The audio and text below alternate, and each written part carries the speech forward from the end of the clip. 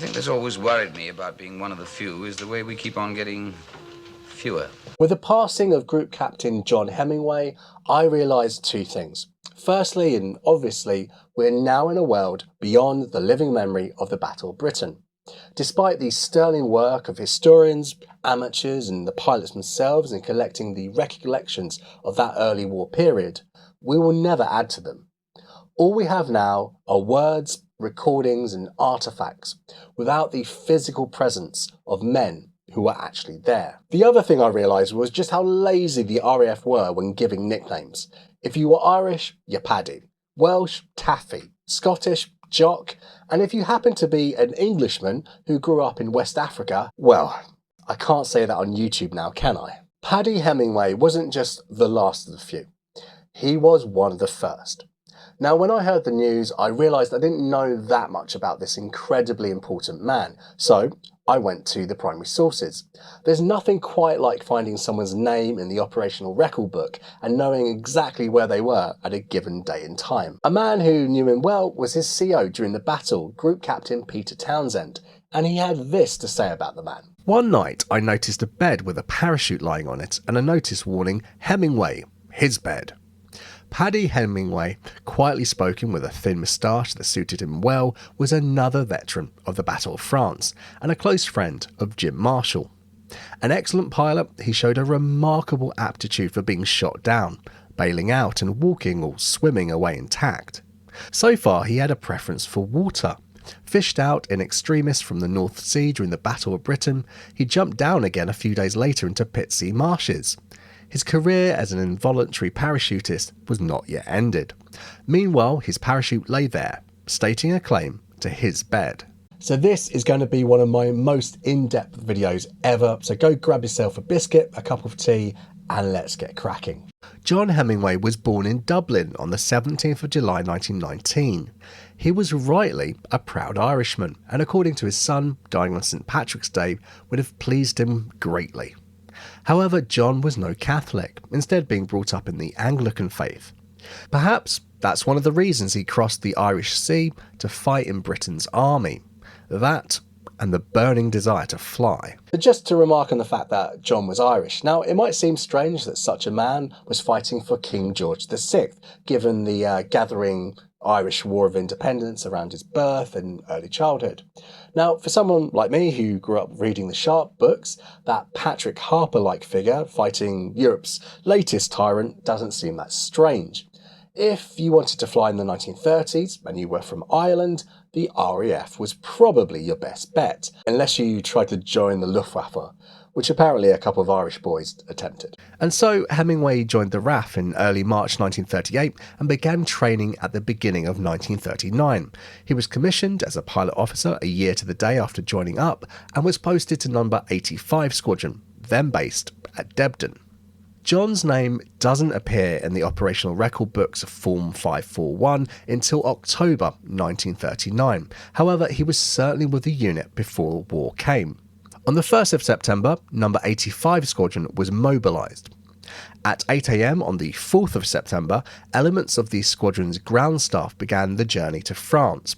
They arrived the next day in Rouen on the Seine and set up at Boss Airfield in the city. Back at Debden, rushing to get the war started, the remaining members of the squadron were released from ops for 48 hours. No doubt this was time spent packing their old, or rather new kit bags, writing letters home to sweethearts and parents, as well as wondering what was about to happen to them. But none of them anticipated more than 8 months of hanging around. On the 9th of September, 16 Hurricanes, led by squadron leader David Atcherley, one of a set of famous twins in the RAF, left England for Frogland. With no Form 541 data, we can only assume Pilot Officer Hemingway was among them, very likely flying L1835. The following day, the squadron was declared fully operational and began carrying out convoy patrols over the Channel 7 days later on the 17th of September. It's something they'd get very used to over the coming months. Orders came down the pipe from number 60 Wing on the 22nd, and again the squadron prepared to move to a new base. A week later, the 16 Hurricanes flew 108 miles northwest, landing at Merville, just 10 miles from the Belgian border. Though late in the afternoon, the squadron immediately refueled and prepared to operate from their new forward base. Paddy was there with them. As October arrived, we can actually start seeing John Hemingway appearing in the primary sources by name. Merville was not an ideal place to fight a war. When it rained, the airfield's surface deteriorated, and thus one flight was sent to a satellite field to the east near Norfont to operate during daylight hours. During this month, No. 85 Squadron had been operating under the following routine, which they shared with their sister squadron, No. 87, making up No. 60 Wing. Day 1, readiness, indicating they could be scrambled immediately during daylight hours. Day 2, available at 15 minutes notice. Day 3, available at 30 minutes notice. And Day 4, released from duty. Thus, their week became a simple 4-day cycle of tedious routine. Hemingway's first recorded flight took place on the afternoon of the 5th of October, where he joined a 3-ship formation from B-Flight, sent on a 30-minute local flight. Each pilot would have had to get his bearings in the new location, picking out the local landmarks to help him get home when needed. Over the next month, Hemingway got in another 5 flights, all of them patrols, which added 6 hours to his logbook and combat experience. However, the Boer War was certainly in full swing. No enemy was encountered.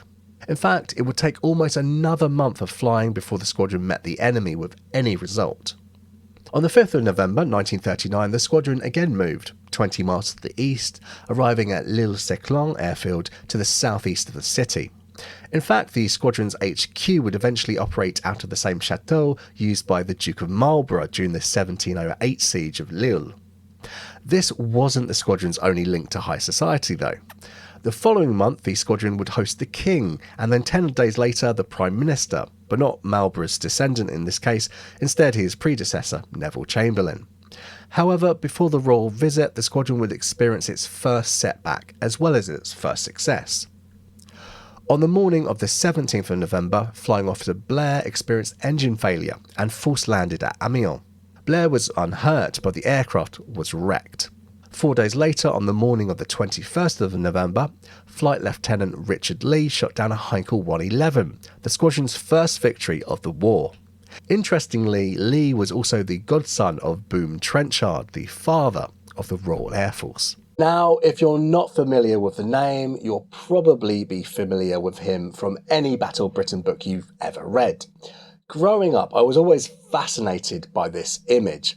What must it have been like to be dressed in Air Force blue and looking like Dickie Lee? How do I look, darling? Girlbait, sir. Pure bloody girlbait. Being A Flight's leader, Flight Lieutenant Lee was an important member of 85 Squadron and quite significant to John Hemingway later on. Paddy wasn't flying the day Lee downed the squadron's first Hun, but Lee certainly was.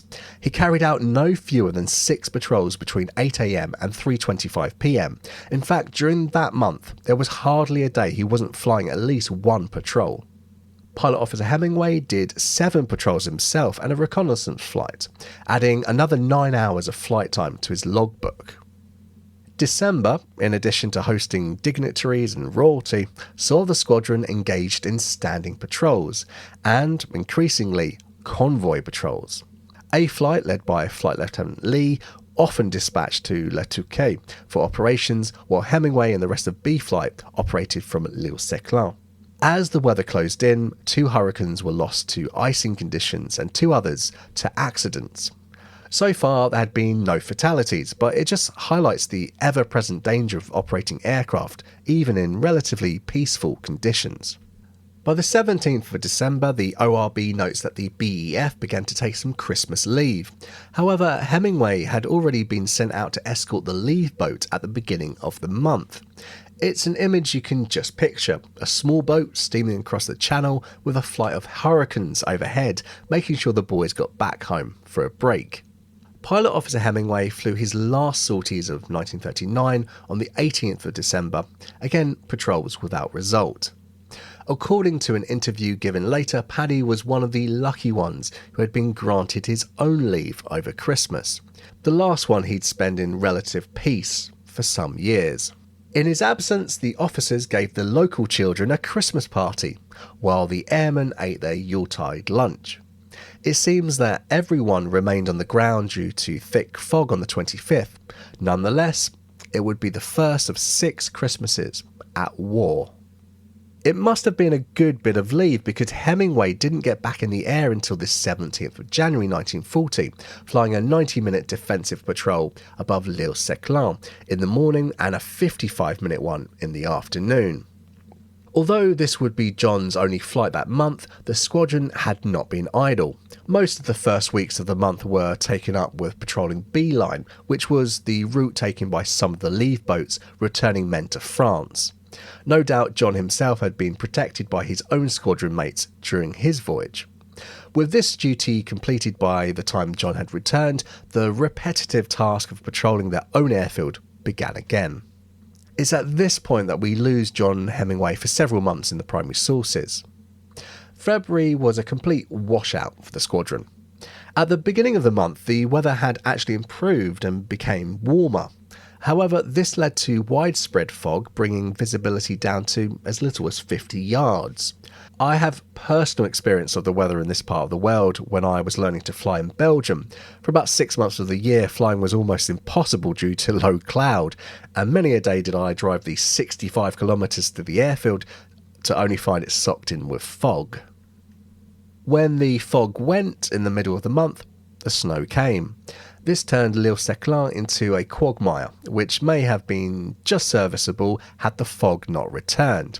Although the squadron was always at readiness or available, little to no operational flying took place. Squadron leader Oliver and Flying Officer Boothby got in 55 minutes of training on the 4th and then carried out a high-altitude patrol around Lille on the afternoon of the 12th. An early patrol by another flight the same morning completed the 3 hours of operational flying the squadron managed in February. Hemingway didn't get off the ground that month at all. Conditions were so bad that by the 18th of February 1940, the squadron began rehearsing for a move to a satellite field. Orders came through the following day which would send Flight Lieutenant Lee's A flight to Glissy near Amiens and B flight, now commanded by Flying Officer Blair, to Vitry at Duel. The following day, with everything packed up and ready to move, the squadron's movement orders were cancelled. The French command had instigated a thaw regulation on all French roads. This was no doubt in an effort to preserve their surfaces should the balloon finally go up. The squadron stayed put with the regulation not being lifted. During this entire time, the squadron still had one flight at readiness and the other available.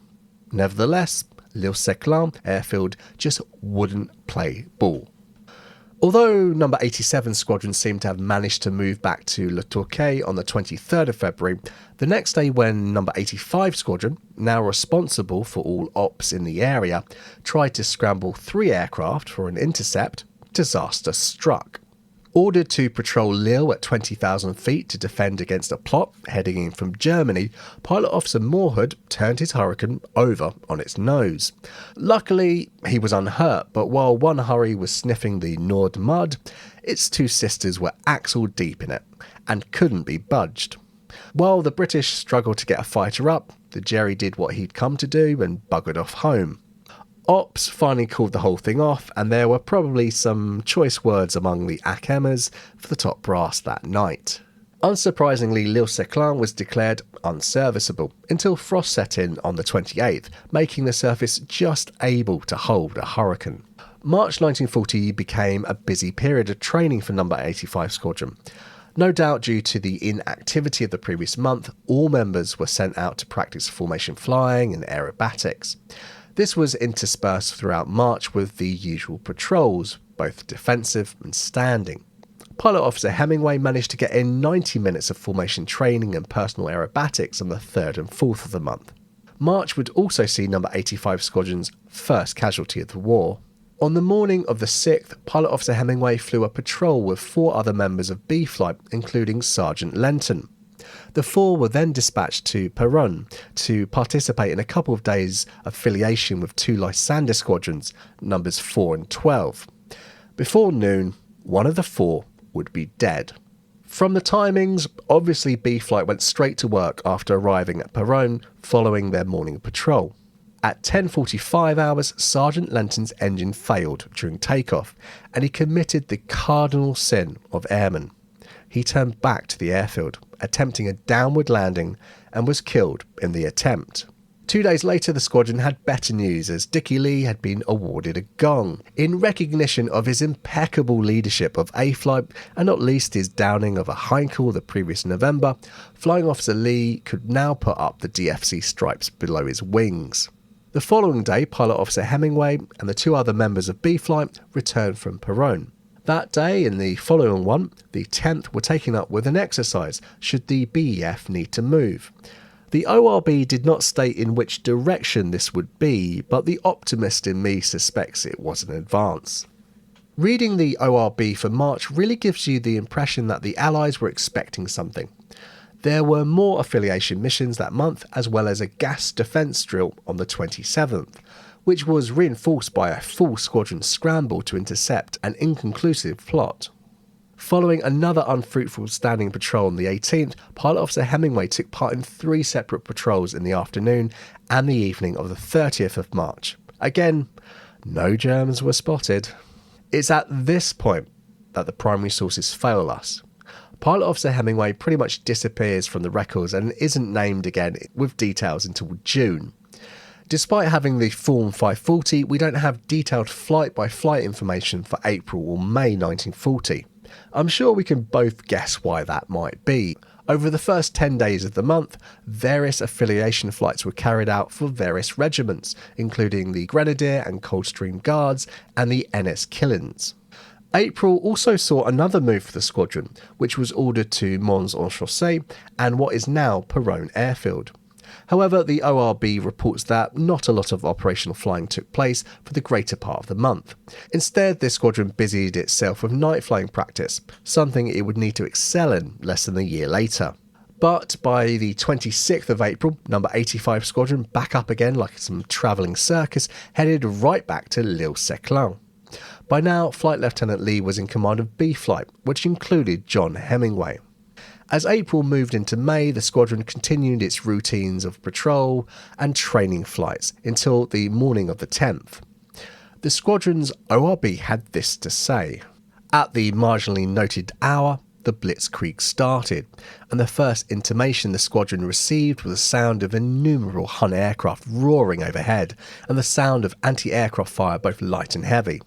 Within a few minutes, one section of A Flight and one of B Flight were in the air after the Hun, and inside 40 minutes the 2 sections had landed to both refuel and rearm, having run out of ammunition. 3 Henschels and 1 HE-111K were brought down in this first sortie, our casualties being Pilot Officer DPG Horhood, wounded in one eye, and 1 machine being rendered temporarily unserviceable.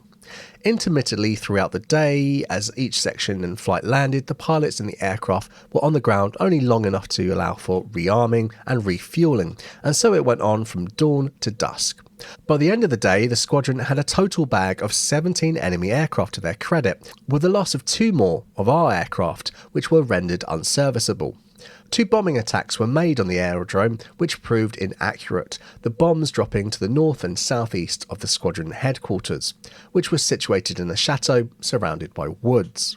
It's hard to imagine the shock to the senses this must have been. After months of routine and fruitless patrols, the pilots of number 85 squadron must have been exhausted by the day's end. But it didn't stop there. Just from the primary sources, it's impossible to tell how many sorties Pilot Officer Hemingway flew that first day of the Battle of France, but we do know exactly where he was at 1820, shooting down a Hun. Paddy found himself northeast of Courtrai at about 11,000 feet when finally, after months of waiting, he got to grips with the enemy. He had this to report. I was on patrol at Hallen-Courtrai when I observed AA shell bursts, which attracted attention to 9HE. I left formation and attacked the nearest HE in stern attack. I opened fire at 250 yards and close to 50 yards, broke away to left and downwards. Saw clouds of smoke and flaming coming from EA.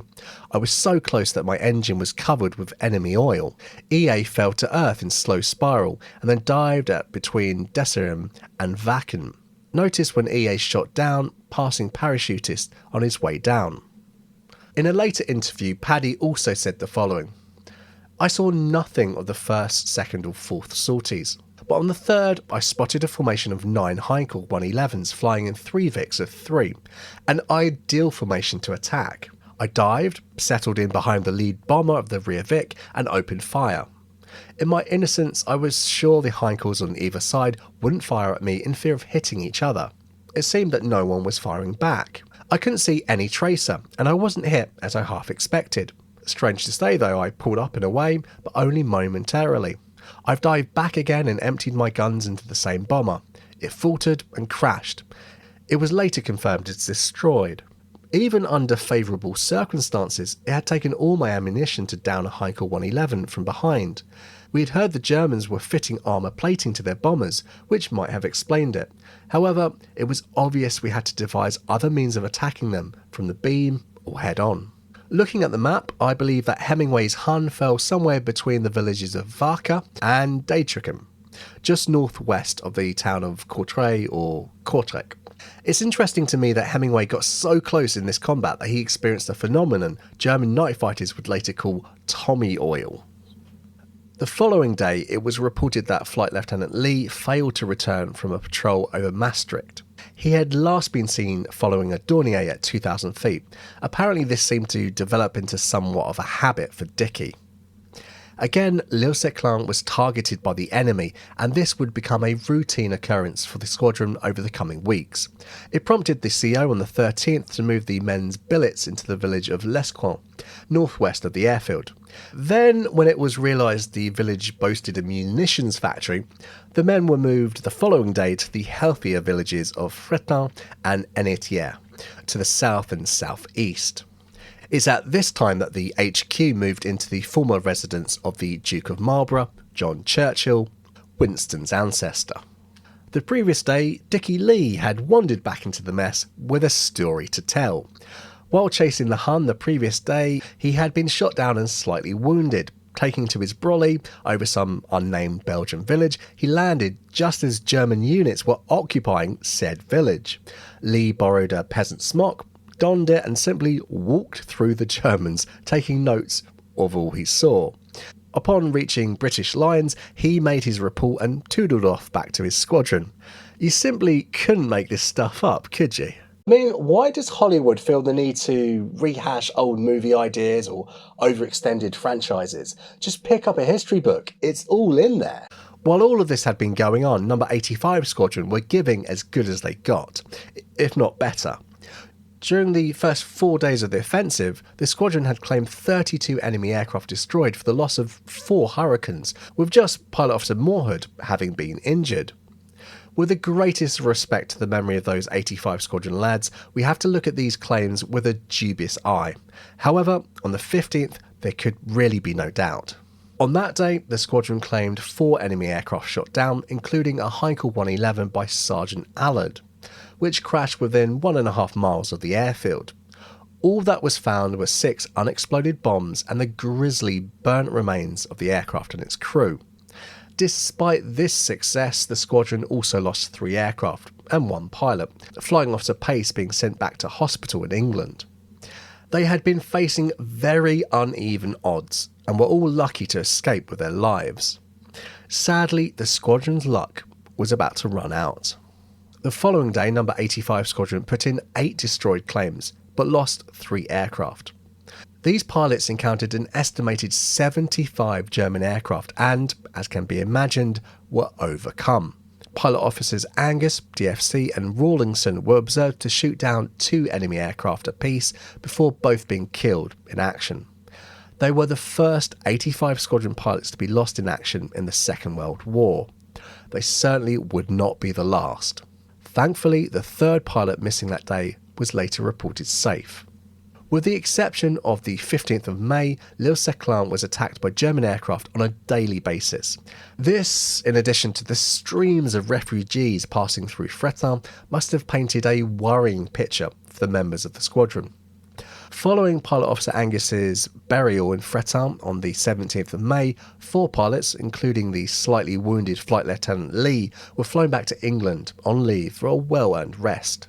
Although it may appear strange for any pilots to be sent home in the midst of such a struggle, there was a good reason. The squadron was simply running out of serviceable aircraft. Also, on that day, the ORB notes that only 4 enemy aircraft shot down, which is incredible when you consider the months of no action. The next day, the squadron experienced another tragedy and one of those bizarre incidents of war. Pilot Officer Leckie was killed, while Flight Lieutenant Boothby was injured. However, neither were flying that day. They were returning from 48 hours leave in Le Touquet in a car. 3 other pilots were also reported missing, though the squadron claimed another 7 aircraft destroyed. On the 19th of May, the squadron received the following communique from their own squadron leader Oliver, who had just been bumped up to CO of HQ, number 60 wing. To judge from our patrol lines, the Huns are close to Duel. I've received 9 extra lorries and sending 4 down to Lille Mark, who I believe are very short. I want you and Martin to supervise the packing up of the whole squadron, except the flight personnel, who must remain to start aircraft. Draw the convoy up in the village of Eniater, among the by-roads at the back. All airmen are to keep in the vicinity of lorries, but under cover, until I send word by DR to move. Move northwest to Merville and report to 63 wing. Report to me by Hillman van on completion of preparations to move.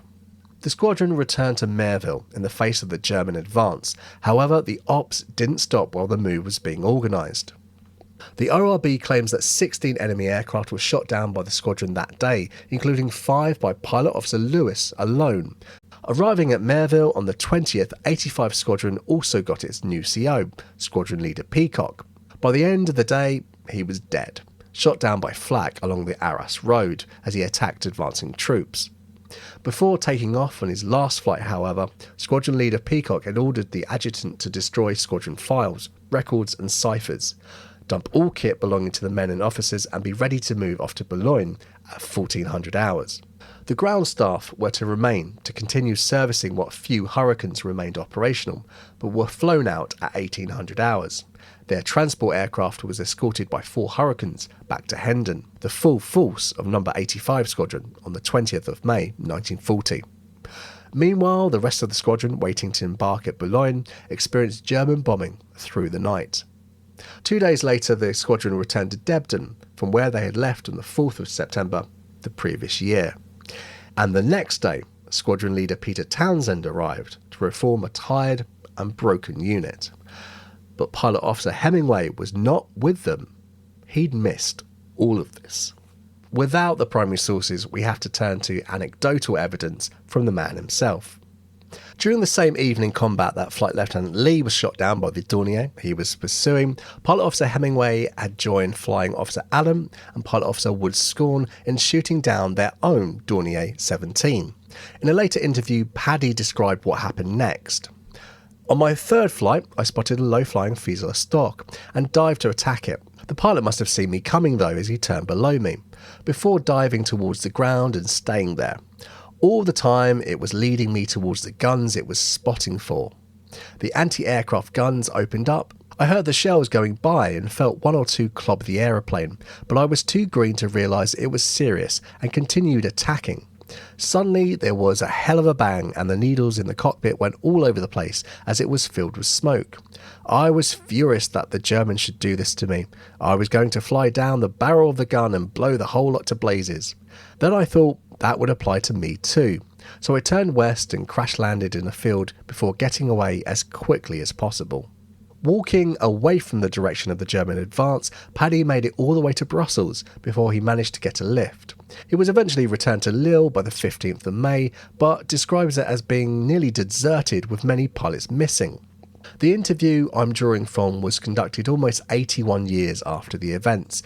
The fact is that by the time Pilot Officer Hemingway made it back to 85 Squadron, they had only lost 7 aircraft, and not one pilot had been killed. However, the casualties would come, indeed leaving 23 aircraft destroyed and 7 pilots killed over the next 4 days. Now here's the mystery. Rather than continuing to fight with number 85 Squadron and making the move back to Merville and then Debden, Hemingway finds himself attached to number 253 Squadron. At first, I assumed it was because Squadron leader David Atcherley, 85 Squadron's former CO, was commanding 253 at the time, and handpicked the Irishman, but in fact he arrived after Hemingway himself. From the 17th of May, number 253's A flight was operating as part of a composite squadron with 111 Squadron. They would fly into France at dawn and operate all day until returning to RAF Kenley at night. After this composite squadron was disbanded 3 days later, A flight joined number 229 Squadron as another composite squadron. So it's unclear exactly why he was there, but just how lucky Paddy was is not. On the 19th of May, Pilot Officer Hemingway was back flying with 3 other Hurricanes when they encountered 30 enemy aircraft near Le Cateau. During the fight, only Hemingway and Pilot Officer Murch made it back. Pilot Officer Ratford was killed, while Flight Lieutenant Harris managed to survive but was sent back to an English hospital. The combat resulted in no German casualties. The following day, Hemingway was detailed to escort Blenheims in a bombing attack. Despite no enemy aircraft being encountered, the Hurricanes experienced heavy flak at 10,000 feet. Thankfully, there were no losses. On the 23rd, Paddy was back in the air with number 253 Squadron, providing an escort for troop carriers withdrawing from the continent. The 6 Hurricanes were attacked by 15 Me-109s and claimed 5 destroyed for the loss of 2 aircraft, with no pilots. Pilot Officer Hemingway made no claims during this combat. Another sortie was initiated later the same day, but after 10 minutes, the 3 Hurricanes, including Paddy, had to return due to bad weather. On the 24th, Pilot Officer Hemingway was back in the air twice on patrol. During the morning, his squadron members claimed an HS-126, but the afternoon patrol over Dunkirk was uneventful, save for some strong AA. This was to be Pilot Officer Hemingway's last action in the Battle of France. He returned with the rest of A Flight to the squadron, then at RAF Curtin and Lindsay. Hi, it's Phil here. I just want to interrupt the video very quickly to say if you're watching now and you're not a subscriber and you kind of like what I do and the style of the channel, then please do consider subscribing now, and it really encourages me to make more videos. And that's the end of this annoying but necessary message. Back to the video. On the 15th of June, Paddy was posted back to number 85 Squadron, which notes this down in the ORB as if they had ever mentioned he'd been posted out of the unit. With the Battle of France coming to a close and the miracle of Dunkirk also over, Paddy and his broken squadron licked their wounds and prepared for the next wave of Germans. While Pilot Officer Hemingway had still been attached to 253 Squadron, Squadron Leader Townsend had not been idle. From his arrival at Debden to command the squadron on the 23rd of May to the end of the month, 2 new flight commanders had arrived, along with replacements from frontline squadrons and OTUs. New Hurricanes had also been flown into Debden, allowing for operational training to be carried out up to the end of the month. This training continued into June. It's at this point in the records that stock is taken of what the squadron had undergone in the preceding 21 days. It had lost 23 Hurricanes, with 3 pilots being injured, 3 wounded and 10 lost, only one of which survived to become a POW. Against this, the ORB claimed 89 confirmed enemy destroyed and many other unconfirmed. In reality, the tally was less. Foreman registered 79.5 confirmed destroyed claims, 5 unconfirmed destroyed claims, and 2 damaged enemy aircraft claims. It's important to note that Foreman is merely collecting claims from the RAF here, and actual victories are probably accurate in about 2/3 of cases. However, if we take the numbers on faith, number 85 Squadron produced 6 aces on paper in 10 days, with Dickie Lee claiming 9.2 Huns destroyed alone. Paddy Hemingway managed 1.3 destroyed to the squadron's tally. In his book Duel of Eagles, Peter Townsend summarised the state of number 85 Squadron at the beginning of June 1940. At Debden, we never ever smelt the smoke of Dunkirk. 85 Squadron was non-operational. With a dozen boys not long out of school and about the same number of new Hurricanes, my job was to reform it into a fighting unit. Training was the focus that month. Although a flight was posted to Martlesham on the 8th to provide convoy cover, the squadron as a whole carried out a lot of non-operational flying. This took the form of general local flying to get the new boys familiar with the kite they were in and the landscape they had to fly and fight over. In addition to this, No. 85 Squadron carried out several formation practices as well as mock dogfights. Interspersed between this type of flying were patrols and scrambles against X-raids coming in over the Norfolk, Suffolk and Essex coasts. These unidentified aircraft too often turned out to be friendlies, or just turned away, resulting in another fruitless sortie. The most notable occurrences during this Hun-dry month were the return of John Hemingway on the 15th and Flight Lieutenant Lee on the 29th, and when pilot officers Leas and Wood-Scorn both received the DFC for their time in France.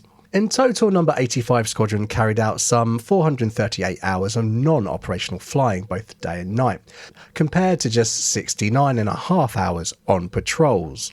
Townsend had done his job and the squadron would be ready for the enemy if he ever came, and Paddy Hemingway would be a key figure in that fight. In the first week of July 1940, the routine didn't change much for No. 85 Squadron, except that the practice was over and the real war was coming. Though officially based at Debden, B Flight was sent to Martlesham Heath to operate from that airfield for the time being. Several patrols were carried out both day and night, but it wasn't until the 8th that anyone got to poop off at the enemy. Squadron leader Townsend had been unlucky 4 days before during a night patrol when he spotted a Heinkel 111 in searchlights, which then escaped just as he arrived on scene. On the 8th, Flight Sergeant Allard had been patrolling Martlesham, but was then vectored 200 degrees to intercept an X-raid heading towards Felixstowe. Flying at 8,000 feet, he spotted a Heinkel 111 1,000 feet below and dived to attack with a 3-second squirt. The EA dived into the sea. It was the squadron's first victory since leaving France over a month earlier. It was also Allard's 11th claim. Increasingly over the following days, No. 85 Squadron was sent out on convoy patrols over the North Sea. Pilot Officer Hemingway was kept very busy. On the 1st of the month, Paddy had been involved in a wing exercise, flying around for an hour and 20 minutes in one of the 6 Hurricanes led by Flight Lieutenant Hamilton. Then, for some unspecified reason, Hemingway had to fly back to Debden in the squadron's hack, a Miles Magister. Paddy would make a couple more flights in the Magister over the coming days, including another return flight to Debden and a visit to Kiwi 6, the local ground control station. I think this highlights the varied duties of an RAF fighter pilot at the time and adds another layer to the story.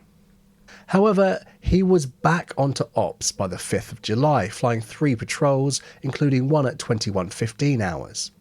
This was repeated on the 8th, where the 3 patrols he carried out between 09:45 and 14:10 hours were described as patrol as ordered.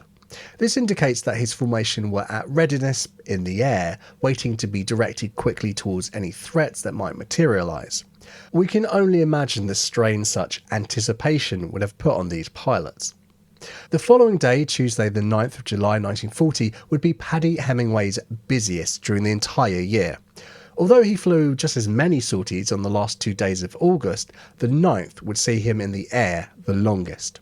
The young Irishman spent 5 hours and 10 minutes mainly patrolling a convoy passing through the North Sea. His flying day began at 10:55 hours, but he was back on the ground again just over 30 minutes later. Off again at 18:25 hours, Hemingway was in the air for an hour and 35 minutes, endlessly turning over the ships below. Then at 21:40, we have a bit of a mystery in the ORB. It seems that Hemingway took off for the first of 3 night patrols, but this one only lasted 5 minutes. The landing time clearly says 21:45. Is this a clerical error? Was Paddy up for an hour and 5 minutes, or did he have to return suddenly for some mechanical issue? As he seems to have gone off on patrol at 23:50 in the same aircraft, it can't have been anything serious. Pilot Officer Hemingway capped off this long day of flying with a final 90-minute patrol at 04:35 hours. It was then the 10th of July, and according to the historians, the first day of the Battle of Britain. Incredibly, 25 minutes after landing, Paddy went up for another 90-minute patrol with Squadron Leader Townsend over the same convoy. The intensity of sorties in the run-up to the first day of the battle was just a taste of what was to come for Fighter Command. The following day, the 11th of July, No. 85 Squadron nearly lost their CO. Taking off at 05:30 from Martlesham Heath, where he'd been sleeping under canvas with the other pilots, Squadron Leader Townsend turned VYK onto an intercept course through drizzle and low cloud. Once out at sea, he caught a glimpse of a Dornier 17 in the cloud and turned to pursue it. The aircraft was being flown by Oberleutnant Gensau, a member of KG-2 based at Arras, Saint-Léger. The crew of U-5GM, or Gustave Marie, had been sent out to have a sniff at Harwich, an important port where my own nan would be based as a Wren a few years later. Townsend was below the German and trying to get into a shooting position when the rear gunner spotted him. In the exchange of fire, Townsend managed to damage the Dornier, inflicting serious wounds among its crew members. However, Oberleutnant Gensau was able to nurse the wounded aircraft back more than 130 miles to its base near Arras, not too far from where No. 85 Squadron were operating just 2 months earlier. While his foe was able to cross the sea, Peter's aircraft would not even make it the 20 miles to shore. In his book, Squadron Leader Townsend described the peril of bailing out over water as an RAF pilot. The engine was hit, powerless. I could only glide down through the rain clouds. I called Kiwi 1, the ground station. Wagon leader calling. I'm hit and bailing out in sea. 1, 2, 3, 4, 5. Take a fix if you can. Then I was clear of the cloud and the sea opened up below. 20 miles to England, 200 to the other side. Not a ship in sight. Now only 2 things mattered: life and death. The next few moments would decide. Meanwhile, I was far more concerned about trying to spot a ship, and peering below, I banked my aeroplane steeply to the left and to right. Then below my right wing, a little ship appeared. It looked like a toy, as if someone had put it there at the last moment. The sea was waiting for me. It was the minute of truth, life or death. It occurred to me that to survive was only to run the chance of dying all over again a week or a month later. Faced with the simple alternatives of death or survival, instinct takes over from reason, and the mind works with clarity and precision. I was surprised to feel so calm about the whole thing, perhaps because neither death nor life was yet certain. The sea would decide. As I stood in the cockpit to dive out into space, there came to mind a story I had read as a boy. A German airman of the First World War, grabbing vainly at the ripcord ring, had crashed to death. I crossed my arms in front of me, my hand firmly on the vital ring. Then I dived out head first and down to the sea. I was falling on my back in total silence, my feet pointing at the sky when I pulled the ripcord. The parachute canopy clacked open and the harness wrenched my body violently from its headlong fall. Far below, I could see Hurricane VYK diving vertically towards the sea to disappear in an eruption of spume and spray. Swinging there, high above the sea, I felt safe for a moment. Having first attached the ripcord ring to the microphone wire, I took my helmet and dropped it.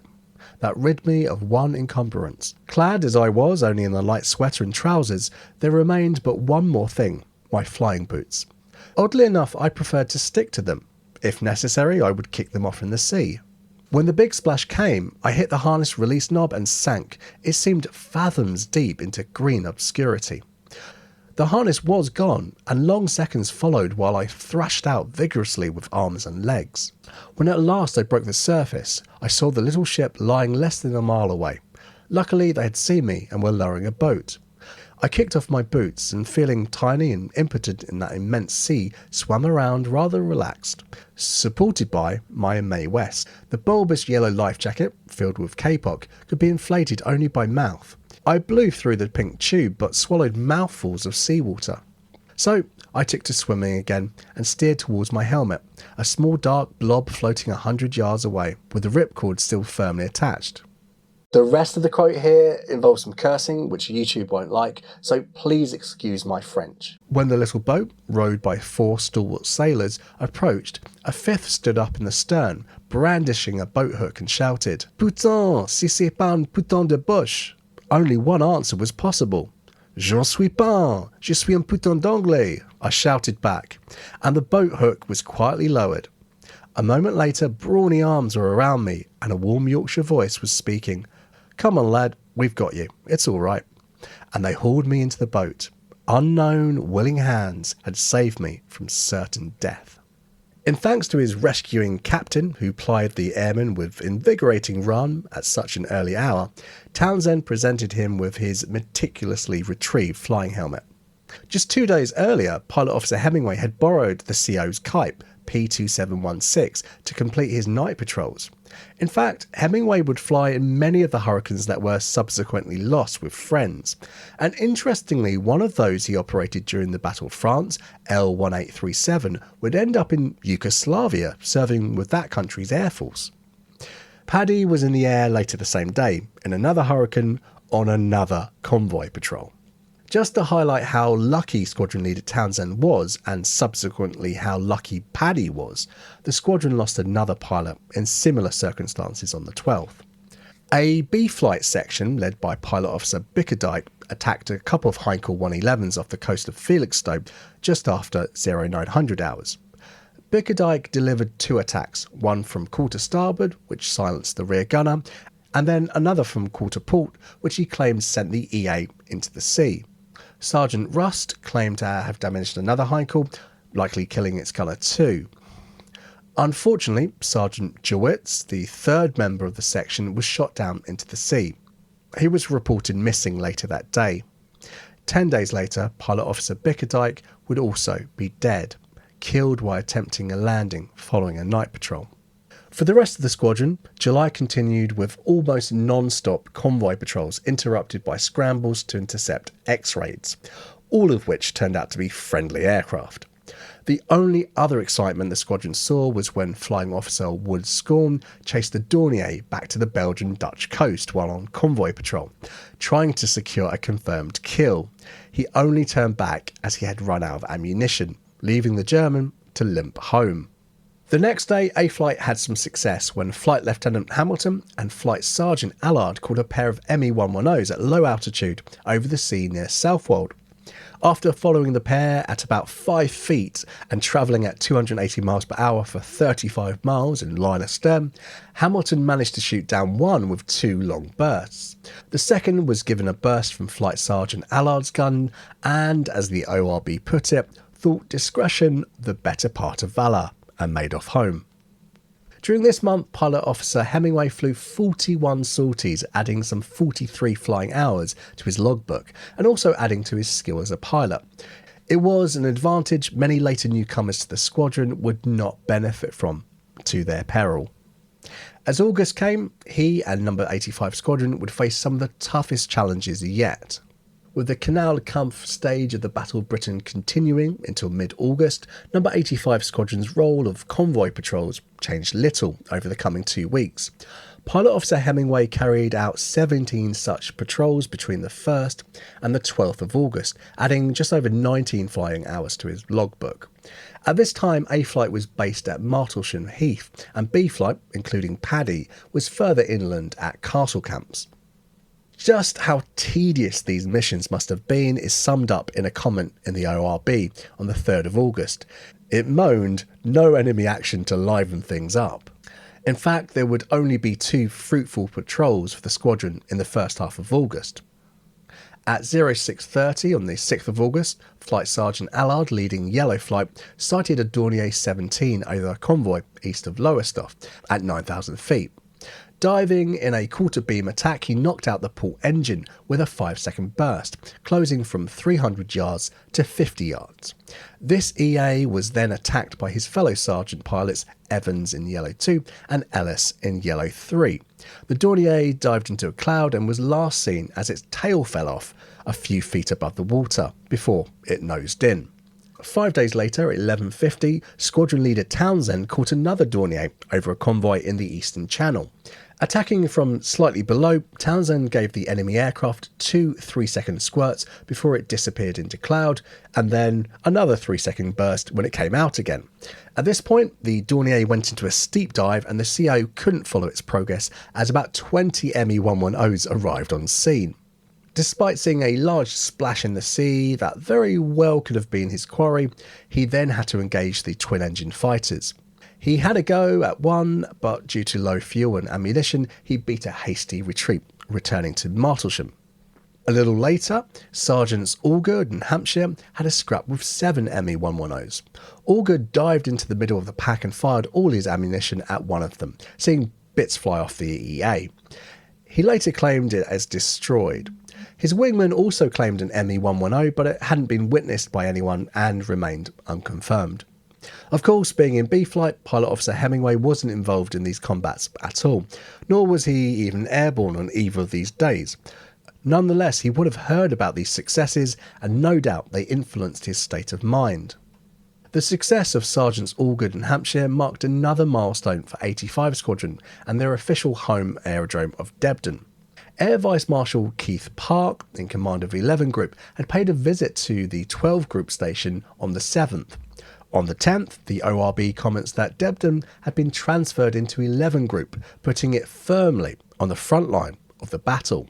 Despite this change in status, the squadron went back to convoy patrols. On the 13th, the first Adler tag, both A and B flights returned from their satellite fields to Debden.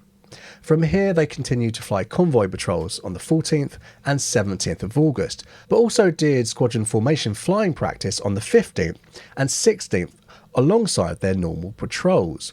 Were the top brass expecting something? On the 18th of August, the battle took a drastic turn for the boys of 85 Squadron, and it's described best, perhaps, verbatim in their record of operations.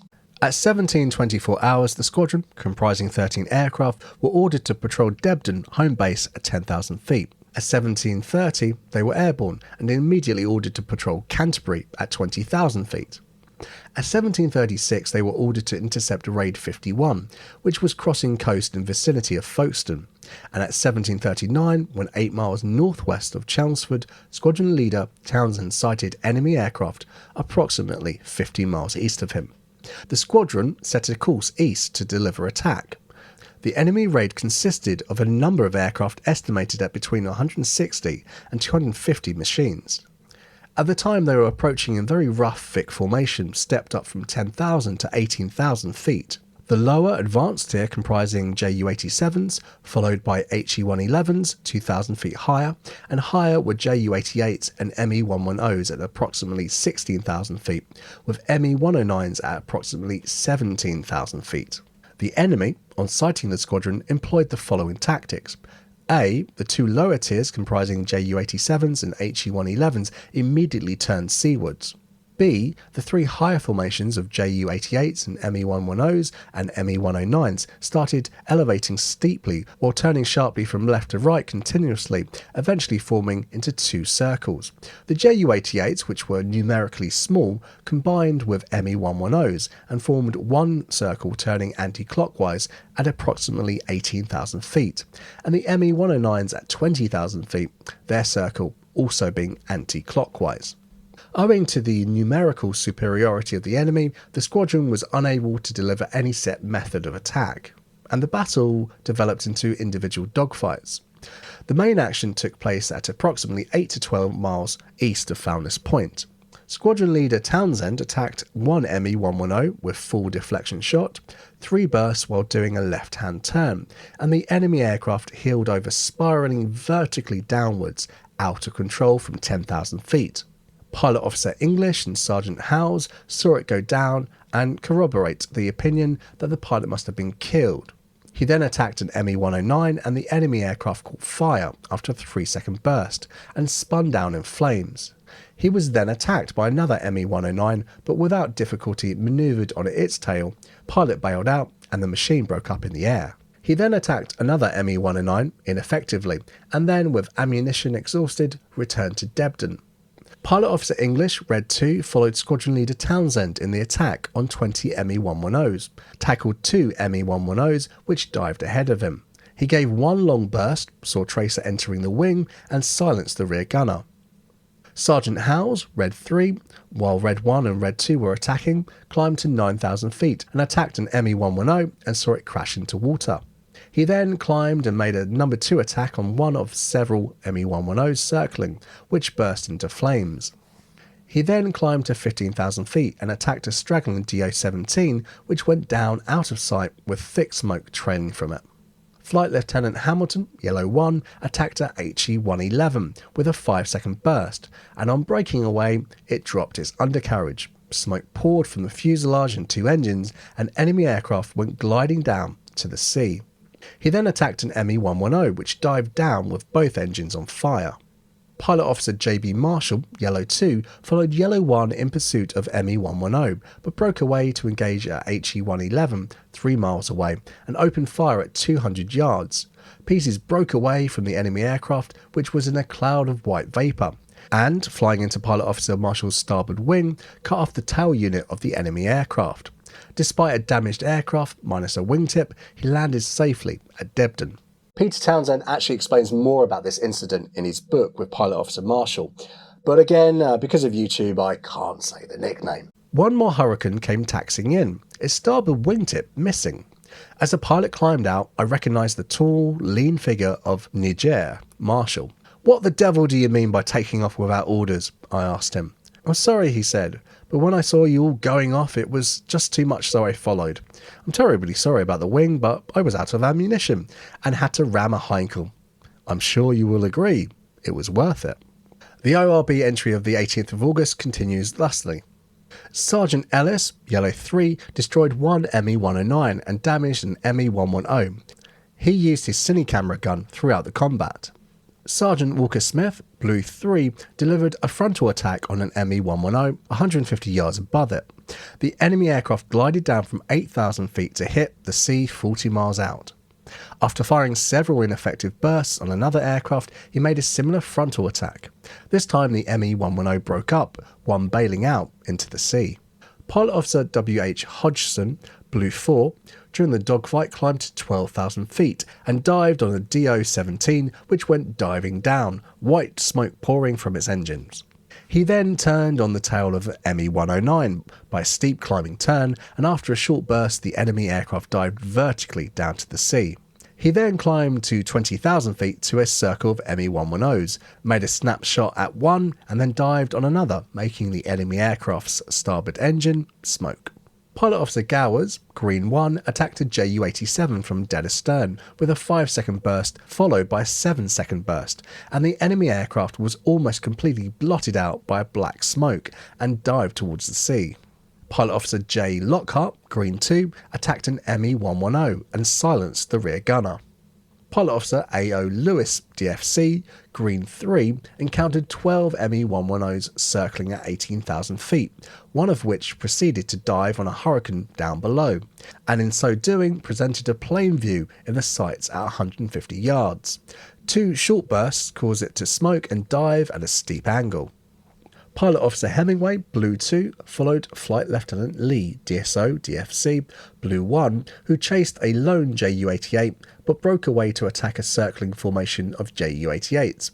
He attacked a Ju-88 but was himself attacked by 2 Ju-88s in close formation. His engine was hit, his cockpit filled with oil and glycol, and his aircraft went into a spin. He pulled out at 7,000 feet and set course for land, but his engine stopped and he had to bail out. After being 1.5 hours in the sea, he was picked up by Lightship 81 boat 12 miles east of Clacton. He was then landed at Felixstowe by MT8 and returned to Debden the next day. In a later interview, John Hemingway had this to say about the experience. "Thankfully, the hood opened. We were often warned to enter a fight with it open because they had been known to jam. As I set course for home, the engine stopped. I had no wish to bail out, but I remembered that Hurricanes often tipped up and sank when ditching. I tried to climb out onto the wing while holding the stick and hoped to crash like that, but it was so slippery that I was blown off. In retrospect, had I landed that way, I'm sure I'd have died. I would have been thrown forward into the sea at 70 miles per hour. Thankfully, my parachute opened. I landed in the sea before getting rid of the chute and as much clothing as possible. I was frightened I'd be dragged under. The crew of a lightship about 12 miles off Clacton and had seen me glide overhead before bailing out. They immediately launched the lifeboat towards where they had thought I'd landed. However, Pilot Officer Hemingway wasn't to have the speedy rescue Squadron Leader Townsend experienced in July.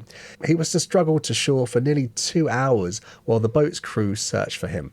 They eventually gave up, deciding the pilot must have succumbed to the sea by that point. But then a strange noise caught their ears. They literally bumped into me. Once they hauled me on board, I insisted on taking an oar. While rowing, I asked if it had been the sound of me swimming they heard. They said no. Apparently I hadn't been swimming, just rolling in the waves. The ORB concludes the day's action report with Flight Lieutenant Lee, DSO, DFC, Blue 1, was last seen by Squadron Leader Townsend and Flying Officer Gowers 10 miles northeast of Foulness Point, chasing 3 ME-109s well ahead of him. He failed to return to Debden and was reported missing. Squadron Leader Townsend describes the aftermath of the battle in his book. 30 miles out to sea off Margate, I closed in on another hurricane. It was Dickie Lee, just ahead with the ME-109 still visible ahead of him. "Come on, Dickie," I called, but he was drawing away. Again and again I called, but he kept on. It was useless to chase the Huns out to sea. They would be back again the next day. Something had got into Dickie, and there was no stopping him. We were both low on fuel, and I was out of ammunition. There was only one thing to do: turn back. News came of Paddy. He had been picked up by a light ship east of Clacton, but as we waited on for Dickie, hope faded to tragic certainty. It had been a great day for 85. Everyone had fired their guns, and we had put it across to the enemy. The young ones had fought well, and were all safely home. That evening, while we let off steam in the mess, 2 signals were handed to me. The first one read from the Chief of the Air Staff: "Well done, 85 Squadron, in all your hard fighting. This is the right spirit for dealing with the enemy." The other ordered 85 Squadron to Croydon at dawn next morning. The ORB summarised 85 Squadron's score sheet for the 18th as enemy casualties: 6 ME-110s, 3 ME-109s, 1 HE-111 destroyed. 1 HE-111, 1 ME-110, 1 JU-87, 1 ME-109 probably destroyed. 4 ME-110s, 2 Dornier 17s damaged. Our casualties: Flight Lieutenant R.H.A. Lee, DSO, DFC, and his Hurricane missing. 1 Hurricane destroyed, 1 Hurricane damaged. All the pilots agreed that the enemy were disinclined to make combat, and that in this action the ME-110s and ME-109s proved extremely easy to overcome. The following day, number 85 Squadron relocated to Croydon, taking over from Treble 1 Squadron, which had been sent to Debden in hopes of the rest. It never materialised. If you'd like to learn a bit more about the Treblers, then check out the link which will take you to a video where I explore more about Michael Ferris, one of their pilots. 85 Squadron flew its first 3 days of patrols from Croydon without meeting the enemy. On the 23rd of August, despite bad weather during the day, the aircraft was bombed during the night by a single enemy aircraft, which managed to destroy 1 B-Flight Hurricane and damage 2 others. However, the next day, 85 Squadron managed to get its own back on the Luftwaffe. The morning of the 24th of August 1940 began with 12 Hurricanes from number 85 Squadron taking off to patrol Dover. However, due to some daft fitter installing a transmitter's switch backwards, a whole flight had to return. They had lost contact with the leader because Green 2 was transmitting when he shouldn't have been. Nevertheless, Flight Sergeant Allard, one of the remaining 12, managed to catch a 109 over Ramsgate. As he cruised along at 15,000 feet, he pounced on the EA below him as it tried to climb to join a larger gaggle of snappers above. He gave it 2 short bursts from below and behind and followed it down to witness the crash in the sea.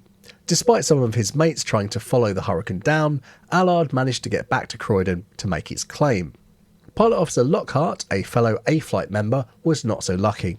His Hurricane was hit by what he later said was AA fire. As the only ACAC around Dover was friendly, imagine his annoyance when he overshot his emergency landing at Hawkinge because his flaps had been shot away. Luckily, Lockhart escaped with his life and a wounded ankle, but the Hurricane was severely damaged. Pilot Officer Hemingway also made it up on the 24th, despite his mishap from the hardest day. Scrambled to intercept an X-ray just before 4 p.m, the sortie resulted in no success. On the 26th of August, number 85 Squadron had another very successful day. Taking off with 12 Hurricanes at 14:49 hours, around 30 minutes later over Eastchurch, Squadron Leader Townsend sighted about 15 Dornier 215s, escorted by 30 109s, ranging from 15,000 to 25,000 feet. He led the squadron in a head-on attack aimed straight at the Dorniers. This strategy forced the small bomber formation to turn back to the southeast. As the fight broke up into individual dogfights and attacks, the squadron began to claim victims. One Dornier 215 was forced down onto Rochford Aerodrome by Flight Sergeant Allard and Pilot Officer Worrell. A second was so badly damaged that it had to crash land a few miles from Eastchurch. A third was shot down into the sea east of Foulness by Sergeant Howells. Flying Officer Wood Scorn managed to catch a 109 in a climb, firing into its belly and seeing pieces fly off as it whip-stalled towards the ground. He didn't have time to see what became of the 109s, as there were 29 of his mates waiting to catch the Hurricane at the top of his own climb. Pilot Officer Hemingway had also taken off with the squadron that day. After joining the rest of the 85 Squadron Hurricanes in the head-on attack, he flew towards some 109s, hoping to engage them. The next thing he knew, he had been hit from behind, just behind the cockpit in fact, and his engine was rapidly overheating. He had no choice. It would have meant death to stay with the doomed Hurricane. Paddy took to his chute, now being somewhat of a pro-caterpillar, and he and the Hurricane ended up in marshland, just south of Basildon. As Squadron Leader Townsend aptly put it, it was Hemingway's second brolly jump, and let's not forget the second in less than 10 days. While Paddy successfully landed near Pitsea and was collected by local bobbies, his Hurricane P3966 fell near Fobbing Creek, some 2 miles further to the south. Several attempts were made to excavate the Hurricane over the years, and thankfully Paddy Hemingway lived to see it recovered in 2019. It's reportedly in the process of being fully restored and may once again take to the air in the future. This is wonderful news, as let's face it, we can't have too many airworthy Hurricanes in the world. The ORB places the scoreboard as 3 Dorniers and a probable 109 for the loss of P3966, and no RAF pilots.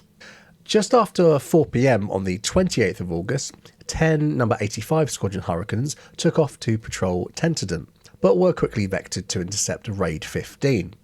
Around 1625, Squadron Leader Townsend spotted 20 ME-109s and a single ME-110 near Dungeness at 18,000 feet, and manoeuvred his squadron into the sun. The Hurricanes launched their attack, but were spotted before closing on the enemy, who broke away in all directions. Later, the 85 Squadron pilots expressed their surprise at the Germans' lack of aggressiveness. The fight broke up into individual dogfights that ranged from the interception altitude to right down on the deck. Pilot Officer Allard, newly promoted, set a 109 on fire and saw it crash into the sea outside Folkestone Harbour. Sergeant Walker Smith caught another 109 in the left wing tank, which exploded, sending the aircraft down into the sea. Witnessed by Pilot Officer Hodgson. Pilot Officer Hodgson himself chased the 109 from 17,000 feet right across the channel, only breaking away 5 miles from Cap Gris-Nez, as his ammunition had run out. Despite the Huns' bid to escape, the Hurricanes claimed 6 109s destroyed, and the lone 110, which escaped back to France, as damaged. All 10 Hurricanes returned to base. The fight, with its cinematic-like explosions and smoke, had in fact been witnessed by Winston Churchill himself, then visiting the southeast coastal defences. What a show it must have been, and how it must have helped cement the PM's resolve to fight on. Pilot Officer Hemingway had flown 4 sorties on the 28th of August and was involved in this major action, though did not make any significant claim. However, this is what he said in a later report. The squadron was patrolling Dungeness area, 18,000 feet. At 1625 approx, a number 20 ME-109s were sighted on same level. While attacking, Pilot Officer Hemingway, Green 2, did an astern attack on an ME-109, but after a short burst lost it. ME then dived after another aircraft, ending up at 8,000 feet. While circling, he saw an ME-109 coming down in the shallow dive and went to intercept it, but turned away to attack another, which was chasing Blue 2. At this time, saw a mushroom-shaped cloud of smoke coming from water approx 2 miles south of Hythe. I suspect that Paddy sent many German aircraft home with additional ventilation over his years of combat, but very few with enough significant damage to claim. It must have been a story true of many pilots throughout the war. 2 hours after this particularly chaotic combat, Paddy went up again for an evening patrol, which did meet the enemy. Number 85 Squadron were back in the air the following day at full strength, with 12 Hurricanes being sent to Hawkinge. Taking off at 15:21, they were told to patrol Angels 15, but that was then changed to Angels 4 due to the thick cloud. About 40 minutes later, they were told to expect EA over the area somewhere between 15,000 and 20,000 feet. Quickly trying to gain height, Squadron Leader Townsend spotted around 18 German bombers with an escort of 30 Me-109s at just 7,000 feet, but still above them. The German formation began climbing, arriving at 16,000 feet.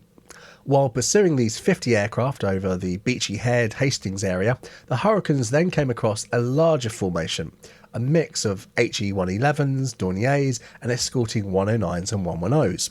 The estimate was that now 85 Squadron's 12 Hurricanes faced 200 to 300 enemy aircraft. Townsend reported the situation over the RT, calling for reinforcements, and held off the attack. Given the superiority the enemy had in numbers, especially fighters, he instead moved into the sun, hoping to launch an attack from above and behind. As he manoeuvred the squadron, an equal number of Me-110s launched an attack from astern in a shallow dive. Seeing this, the Hurricanes whipped around to engage them, but the Germans didn't seem very keen and broke off the attack. This led to a cat and mouse situation. Occasionally, one or two German fighters would dive down, hoping to ensnare an unwary Hurricane in a trap. Unfortunately, some 85 Squadron pilots took up the bait, despite the risk and warning from the CO. About 10 minutes after first meeting the retreating formation, 5 Me-109s were caught by Townsend in their dive, and he sent one down with a 5-second deflection burst. Flight Lieutenant Hamilton came to the rescue of a fellow Hurricane and caught the 109 with a 7-second burst as it tried to climb back towards its mates. Its engine caught fire and it went down into the sea, out of control. Sergeant Booth chased another 109 down to the deck, over the sea, leaving it 10 miles off Eastbourne, pouring black smoke, but still just flying at 500 feet over the waves. Unfortunately, the luck of the previous day wouldn't hold, and despite the reluctance to fight on the side of the Germans, 85 Squadron lost 2 Hurricanes. Sergeant Ellis was hit in the engine at about 6,000 feet and decided to make a false landing, but at 1,500 feet the aircraft caught fire and he managed to bail out at just 1,000 feet, landing safely 12 miles outside Battle in East Sussex. His Hurricane crashed to earth just 100 yards from where he himself landed. Sergeant Walker Smith was also unlucky that day, getting a cannon shell splinter through his foot. His throttle and rudder controls were also damaged, so he took to the brolly, landing near Hawkhurst. For once it wasn't Paddy taking to the chute, but that may simply have been for the fact that he wasn't in the air that day. At 18:25 the same afternoon, the entire squadron, sans Paddy, took off to patrol Maidstone at 20,000 feet. The 11 Hurricanes were then vectored to Dungeness, briefly spotting 3 enemy aircraft half an hour later that were then lost in the bad visibility. Continuing the patrol, the Hurricanes were then joined by a lone Spitfire and a Hurricane from 2 different squadrons. These British aircraft attached themselves to the rear of 85 Squadron's diamond-shaped formation with its 4 sections. These lone fighters began weaving behind the flank sections, having sought safety in the dangerous skies over England. The patrol continued, although the visibility conditions were extremely bad due to ground haze and very bright sunshine from above diffusing the light. Reports came over the RT of enemy aircraft in the vicinity. Suddenly, Red 3 called out a warning, Me-109s behind. In fact, by then the enemy aircraft were in a firing position, and Pilot Officer Hodgson had been looking at it for some seconds before he realised the danger. Squadron Leader Townsend would later write a report explaining just what had happened. Immediately, the Hurricanes executed their only defence against a stern attack from an Me-109, a steep turn. Red 3 described how he saw traces shooting over his head and cannon shells ripping into Red 1's tail and wings. Flight Lieutenant Hamilton's Hurricane flipped over and spun down to Earth, crashing in flames. The A Flight Commander's body was later recovered at Winchelsea. Flight Lieutenant Hamilton, or Hammy, was a Canadian and a beloved member of the squadron. It had been he who had collected Townsend when he himself had been shot down into the sea on the 11th of July, much to Hammy's amusement. In response, Pilot Officer Marshall, the one with the nickname we can't say, caught an ME-109 in a climbing turn. It whipped around to fire on him, and the dogfight went from 22,000 feet to 5,000 feet, where Marshall left the 109 smoking and diving vertically towards the sea out of control. Pilot Officer English confirmed he saw the enemy aircraft enter the haze above the sea, 10 miles off Dungeness. Despite not witnessing the crash, the credit was given, as it was assumed only a very lucky German would have pulled out of that death spiral. Squadron Leader Townsend would have been furious with the results of the combat. In a report he wrote later, he explained the unwitting danger caused and suggested a simple way to avoid such a cock-up in the future. He had seen an aircraft in his mirror for some seconds, but as the Spitfire had been continually in his mirror, Red 3 did not recognise the aircraft he now saw was an ME-109 until it was within range. Considerable credit is due to him for recognising it at all in the very confusing circumstances. It is requested that aircraft of other units be forbidden to join in behind a unit which is on patrol and in search formation. If aircraft of other units become detached and require mutual support from a large formation, which is natural, they should join up on the flank where they can be seen. The Spitfire, apart from confusing our tail lookout, was acting in his own interest only by weaving, as he could not possibly have conveyed any warning to us, being on a different frequency. If this Spitfire pilot can be identified, I would like these facts brought home to him, because while I was only too pleased to have him with me in the right position and add to the strength of my formation, his actions contributed to the loss of one of my flight commanders, a very severe loss indeed. The only other casualty of the combat was a Spitfire, shot down near Lymm. Although not confirmed, there's strong evidence that the fool in the Spit was none other than Pilot Officer Richard Hillary. In his book, The Last Enemy, Hillary gave this description of an unspecified date at the end of August. Perhaps the most amusing, though painful experience which I had was when I was shot down acting as arse end to a squadron of Hurricanes. Arse end Charlie is the man who weaves backwards and forwards above and behind the squadron to protect them from an attack from the rear. There had been the usual dogfights over the south coast and the squadron had broken up. Having only fired one snap burst, I climbed up in search of friendly Spitfires, but found instead a squadron of Hurricanes flying above the sky at 18,000 feet in sections of stepped up threes, but with no rearguard. So I joined on. I learned within a few seconds the truth of the old warning, beware the Hun in the sun.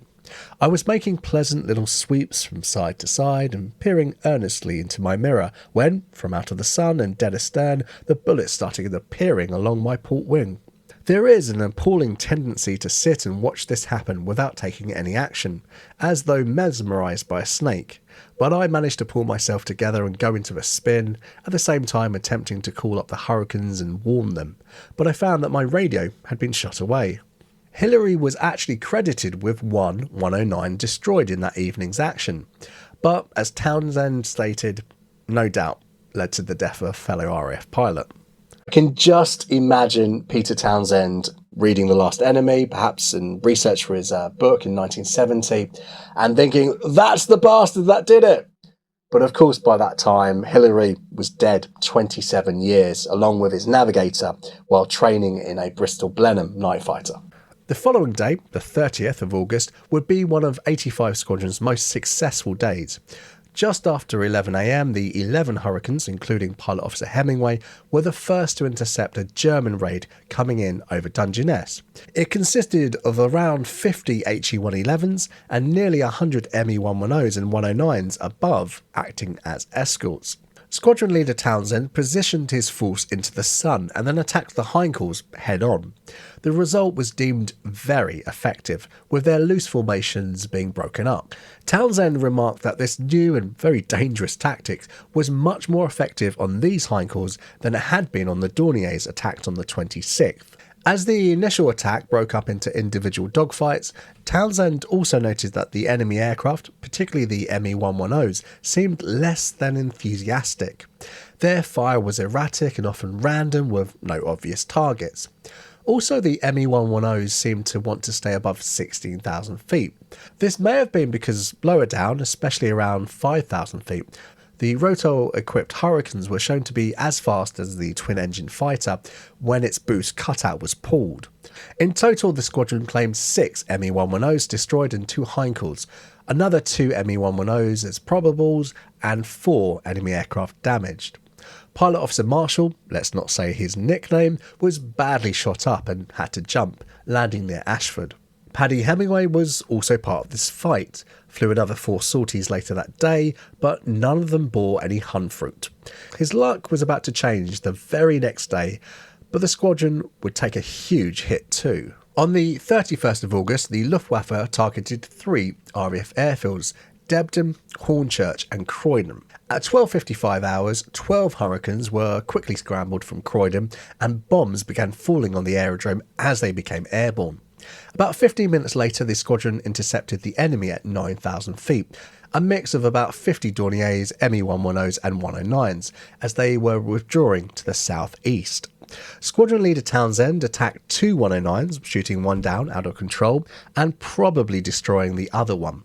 Then he was hit by cannon fire, which wounded him in the foot and punctured his fuel tank. Covered in petrol and with a dead engine, Townsend decided to force land, but being over a woodland, had to bail instead. He landed near Hawkhurst and was first taken to the local police station before later being transferred to Croydon Hospital. There, the nose cap of the cannon shell was taken out of his foot, and his big toe was amputated. Interestingly, Squadron leader Townsend had left his parachute with the local bobbies, and they put it on display for the public and raised £3, some £214 today, for the Spitfire Fund, even though 85th Squadron operated the Hurricane. Pilot Officer Hemingway was with the squadron during this action, and the ORB reports that he actually caused some damage to the enemy. According to the Form 540, Paddy fired at an Me-109 and observed white smoke issuing from it. Apparently, he wasn't able to finish the 109 off and it was put down as damaged. However, any of you who get their kicks from combat flight simulators like me know that a 109 with a leaking glycol tank won't get far. Between 17:10 and 17:30 hours, 10 Hurricanes took off from Croydon, with Paddy among them, in response to another raid coming in. This time the Germans were targeting Hornchurch and, despite stiff resistance, managed to attack that airfield as well. 85 Squadron ran into the enemy at 16,000 feet over the Thames estuary. 30 Dornier 215s were being escorted by around 100 Me-109s and 110s. Pilot Officer Hodgson attacked the Dornier head-on, seeing pieces fall off, and then took a long burst at an Me-109 before closing in. This enemy aircraft went down with its engine on fire, crashing into oil storage tanks near Thames Haven. Just then, Hodgson's own aircraft was hit by cannon fire, which set his engine on fire. He was half out of the aircraft when he decided not to do a moggy. I think you're trying to say something. Seeing that his aircraft was likely to land in a highly populated area, he stayed with it, despite the very real danger of being burned to death. By side-slipping, Pilot Officer Hodgson kept the fire at bay and managed to complete a wheels-up landing near Shotgate in Essex. He narrowly missed disaster by missing obstacles in the field put there to prevent enemy aircraft landing in that very field. It was an incredibly gallant effort and might have been the sort of thing that led to a second Victoria Cross to be awarded to a Fighter Command member, but it wasn't to be. Nevertheless, Pilot Officer Hodgson was later awarded the DFC for this and other actions he took part in.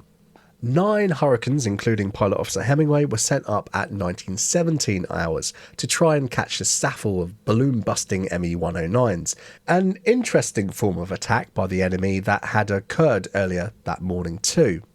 Led by Pilot Officer Allard, the Hurricanes surprised an equal number of 109s off the coast of Dover at 15,000 feet. They claimed 4 shot down. According to the ORB, during all the combats that day, the tally stood at 10 enemy aircraft destroyed, 6 probable, 4 damaged, against 3 Hurricanes lost, and 0 pilots killed. During the entire month, No. 85 Squadron claimed 44 enemy aircraft destroyed, 15 probable, and 15 damaged. In return, they lost 8 Hurricanes destroyed, 3 damaged, with 2 flight commanders killed, a CO wounded, and 3 other pilots slightly wounded. During the month of August, Paddy Hemingway flew 39 separate sorties, resulting in 38.5 hours in the air, mostly in combat situations. The Luftwaffe had tried their best at destroying the RAF on the ground, and now changed tactics. On the morning of the 1st of September, the first sortie of the day was again to bounce pesky 109s trying to shoot down balloons over Dover. No doubt this was to enable more accurate low-level bombing of the port by their bomber counterparts. Pilot Officer Hemingway did not take part in this action, but was with a force of 11 Hurricanes that took off at 13:50 that afternoon. A formation of between 150 and 200 German aircraft were heading towards Biggin Hill, Kenley area at 15,000 feet, being a mixed bag of Dornier 17s, 215s and their fighter escort 109s and 110s. The Hurricanes sighted the enemy while still 5,000 feet below them and desperately tried to gain altitude before the attack. The dogfight that followed became the most costly for 85 Squadron during the entire battle. Having been delayed in the scramble for some reason, the Hurricanes of 85 Squadron had to fend off attacks from 109s and 110s as they climbed into a more advantageous position to attack the bombers.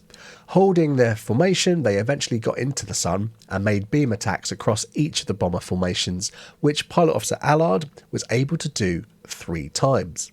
By the end of the combat, the squadron claimed 4 enemy aircraft destroyed and another 109 damaged. However, only 6 of the original 11 Hurricanes returned to Croydon intact. Pilot Officer Lewis had to make a wheels-up landing at base, and Flying Officer Gowers and Sergeant Booth were both shot up by fighters and had to bail. Sergeant Booth had also been hit in the parachute. As a result, his descent was far too rapid, causing fractures to the leg, arm and spine. But he was more fortunate than Flying Officer Wood Scorn, DFC, who was declared missing after the fight. He was found 6 days later near Kenley, his parachute unused. The ORB suggests the manner of his death was a mystery. Another mystery was the disappearance of 21-year-old Sergeant Ellis, the Cockney Sparrow. The ORB notes that, and up to date, no trace of him or his machine had been found. It would take 52 years to do so. Not long after his disappearance, a flying boot with a human foot inside was found near Alpington by a civilian. It was buried in an unknown airman's grave at Star Lane Cemetery in St Mary's Cray. Some weeks later, more small pieces of human remains were found around the same area and interred in a second unknown airman's grave. In 1992, an unauthorised archaeological dig removed parts of an aircraft later shown to have belonged to Sergeant Ellis. His identity was confirmed the following year, and he was given a full military funeral at Brookwood Cemetery in Surrey, his 3rd grave. In 2008, 200 people braved the elements at Chesilfield Green to witness a memorial unveiled in his memory. It was the worst day of losses for the squadron since 3 pilots had been killed back in France on the 20th of May. 2 days later, the squadron was ordered north to Castle Camps in Cambridgeshire, switching back roles with Treble 1 Squadron.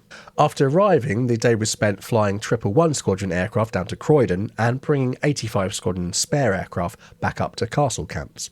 Meanwhile, the newly promoted Flying Officer Hemingway, his Gazette coming through on the 3rd, was on a patrol from his new base with Flying Officer Marshall. Again, can't mention that nickname. But the Cambridgeshire skies didn't offer up any Germans that day. On the 5th, Paddy was sent up with the rest of B Flight to patrol at 10:05 hours, but returned 35 minutes later without incident. That morning, the squadron had been ordered to replace 73 Squadron, then based at Church Fenton. 20 minutes after B Flight landed, 73 Squadron arrived, followed by 2 Handley Page Harrows carrying men and kit. As the 73 Squadron personnel disembarked, 85 Squadron ground crew took their places. The pilots and their machines remained behind, tootling off to Debden for a spot of lunch before departing for Church Fenton in formation around 3 p.m. They arrived at their new North Yorkshire home at 4 o'clock, looking forward to a well-earned rest from frontline duty. On the 8th of September, the squadron's status was changed to C-type, which annoyed a lot of the pilots. They were eager to get back to the fight that was very much still in full swing in the south. The new classification meant that they had become a final step in the training program of new pilots. They would be accepting men directly from OTUs and trying to put the finishing touches on these budding fighter pilots before they were sent into the battle. The month of September seemed very much like a period of housekeeping for No. 85 Squadron after the brief period of intensity in August. For example, Pilot Officer Allard, who had been a mere sergeant just a few months earlier and had been leading the squadron in the air since Townsend lost his toe, was promoted to Flight Lieutenant. He also was awarded 2 gongs, a bar to his DFM on the 14th and a DFC on the 16th. At that point, he had claimed 19.6 enemy aircraft destroyed since the 10th of May, 1940. There were also plenty of training flights for the new arrivals, as well as time in the link trainer. These new arrivals included some Poles and Free French who were added to 85 Squadron's roster. Some old faces were posted out of the squadron to help spread their experience across fighter command, and new but often tired faces arrived. At the end of the month, even Squadron Leader Townsend returned to the unit, though still with a pronounced limp. Paddy Hemingway only made a few more operational flights that month. On the 17th, with Flight Lieutenant Marshall and Sergeant Goodman, they were scrambled to intercept an X-raid at 10:50 hours, only to be recalled immediately and pretty much doing a circuit and landing again at 10:55. 5 minutes later, probably before even getting out of the cockpit, they were scrambled again and went herring off for 25 minutes before being recalled a second time. Not many German bombers were venturing over Yorkshire, it seemed. Flying Officer Hemingway carried out a solo night patrol on the 19th, spending a fruitless hour not meeting any enemy aircraft, though it has to be said that it was good practice for what was to come. Nevertheless, Paddy's flying career and indeed his life nearly ended 2 days later on an unspecified flight to North Wales.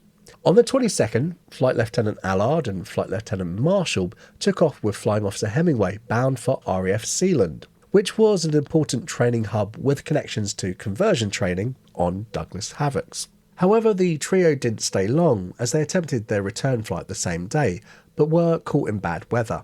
False low, no doubt due to low cloud, disaster almost claimed all 3 veterans. Flight Lieutenants Allard and Marshall almost became unwitting steeplejacks, missing high chimneys by feet and inches.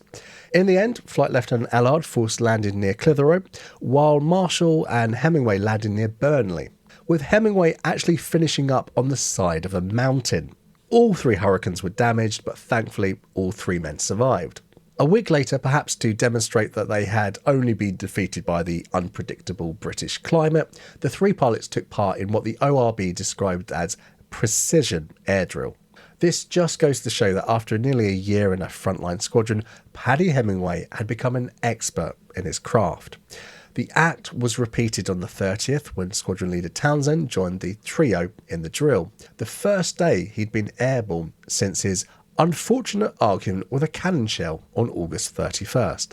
During the month of September, Paddy flew a modest 9 sorties, surprisingly for the last of the few, not being involved in the most iconic action of the 15th of September. But he added just shy of 10 combat flying hours to his logbook. As October arrived and the Battle of Britain's conclusion became more and more clear, life at Church Fenton took a somewhat peacetime tone. Training was again the name of the game, and 85 Squadron carried out various training activities from battle climbs to low-level flying. The squadron was treated to several lectures from Squadron Leader Townsend himself. The topics covered fighter tactics and physical fitness. No doubt the old hands were rolling their eyes and perhaps lolling their heads at the back of the class. On the 3rd of October, 85 Squadron Hurricanes delivered low-level simulated attacks over gun defences at Huddersfield, Church Fenton and Stakston. Squadron leader Townsend also organised a Squadron Balbo, or large formation display, which promoted a special visit a few days later. Mr. Davenport, an official War Ministry photographer, came to Church Fenton where he took several photographs used in this video. For his benefit, several staged elements of frontline fighter squadron life were carried out, such as a Squadron Balbo. The routine of training continued for most of the month, with newer pilots being sent to Sutton Bridge to pip off their guns and learn the skills needed to down Huns. The squadron also gave a few more demonstrations of air drill, once for the benefit of the Spitfire Fund over Harrogate on the 13th of October. The mayor was very pleased, no doubt missing the irony of Hurricanes raising money to build Spits. However, the war was certainly not over yet. On the 20th, Squadron leader Townsend received a signal from 12 Group HQ saying, 85 Squadron and 151 Squadron have been selected to specialise in night fighting forthwith. Night flying training is to be concentrated on immediately. It is intended to bring these squadrons at once up to strength of 12 operationally trained night pilots by posting volunteers to fill vacancies.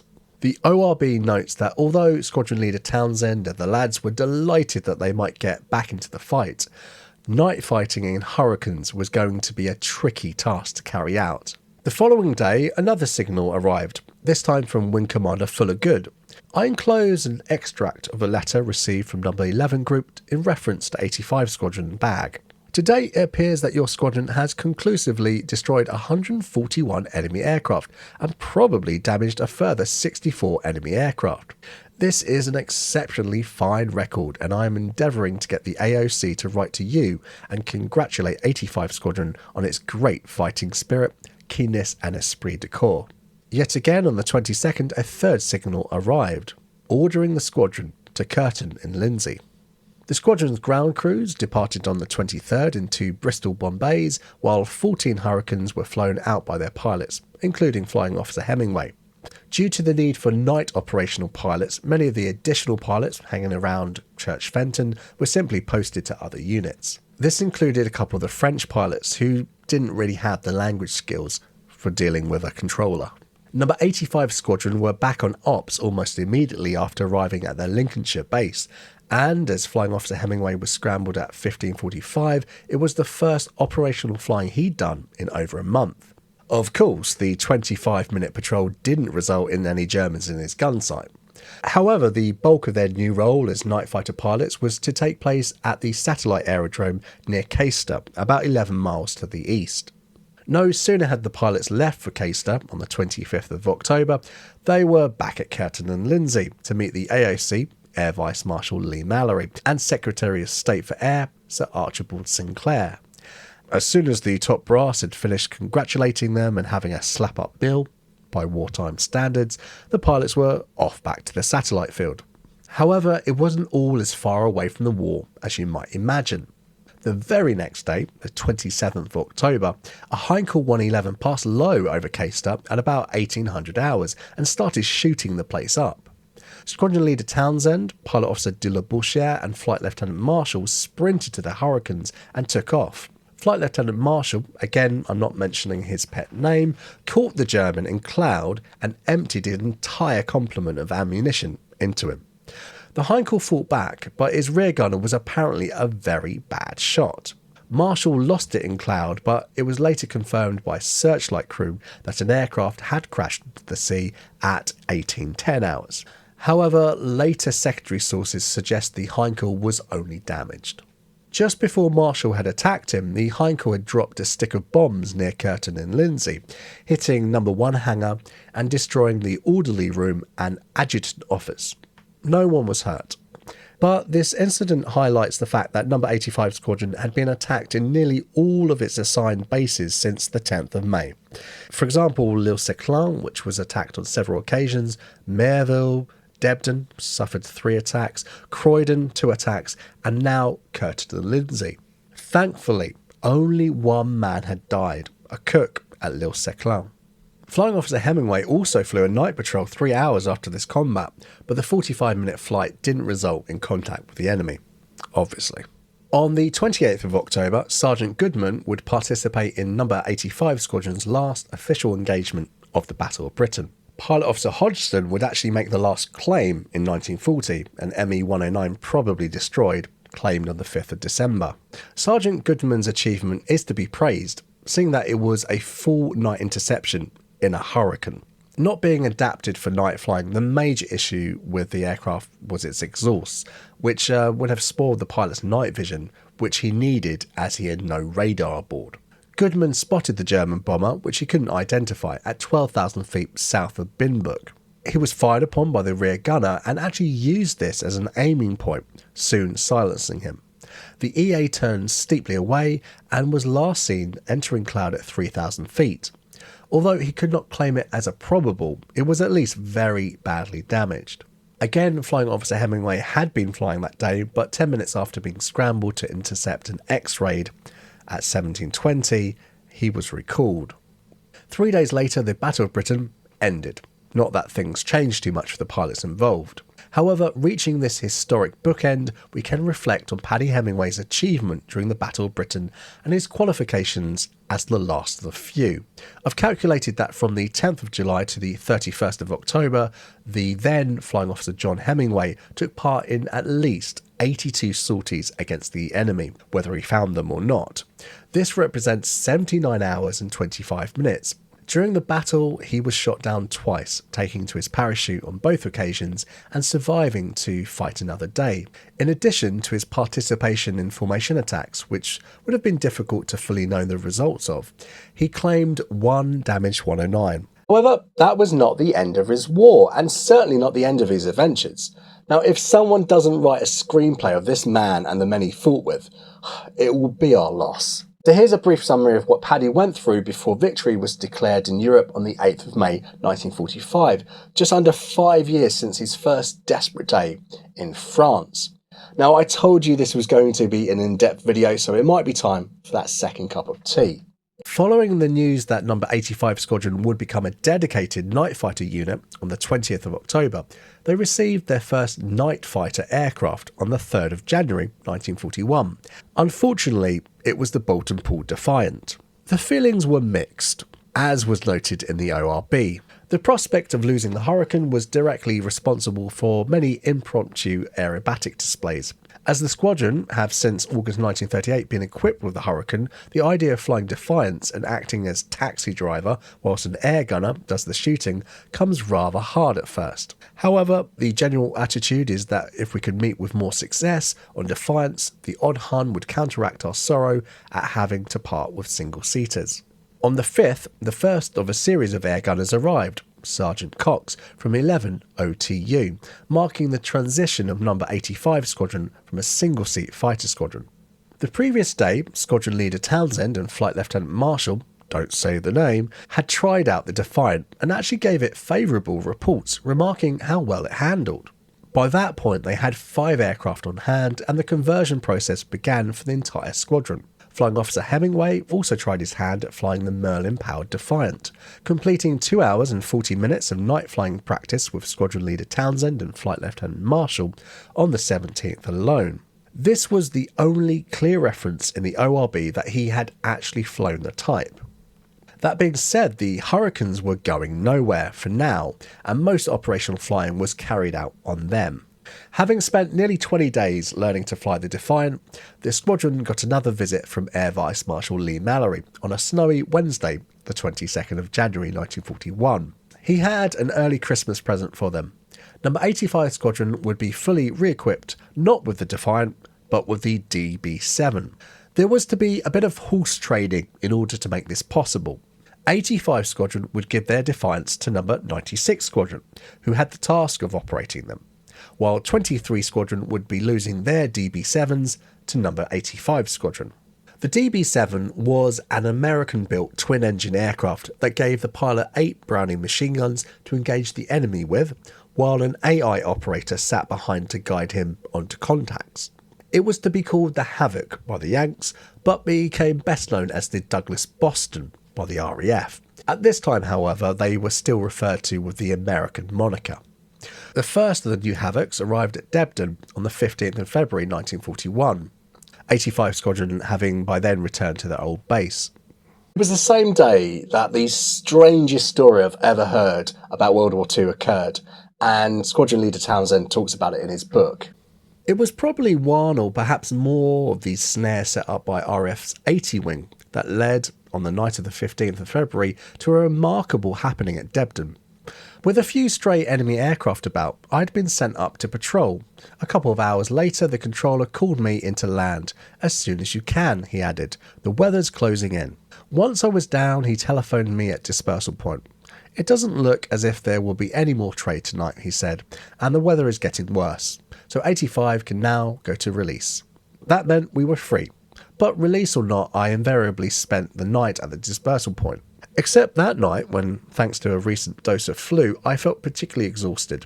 I decided to catch up on some sleep in my room in the mess and confided the night watch to Jim Marshall and Paddy Hemingway.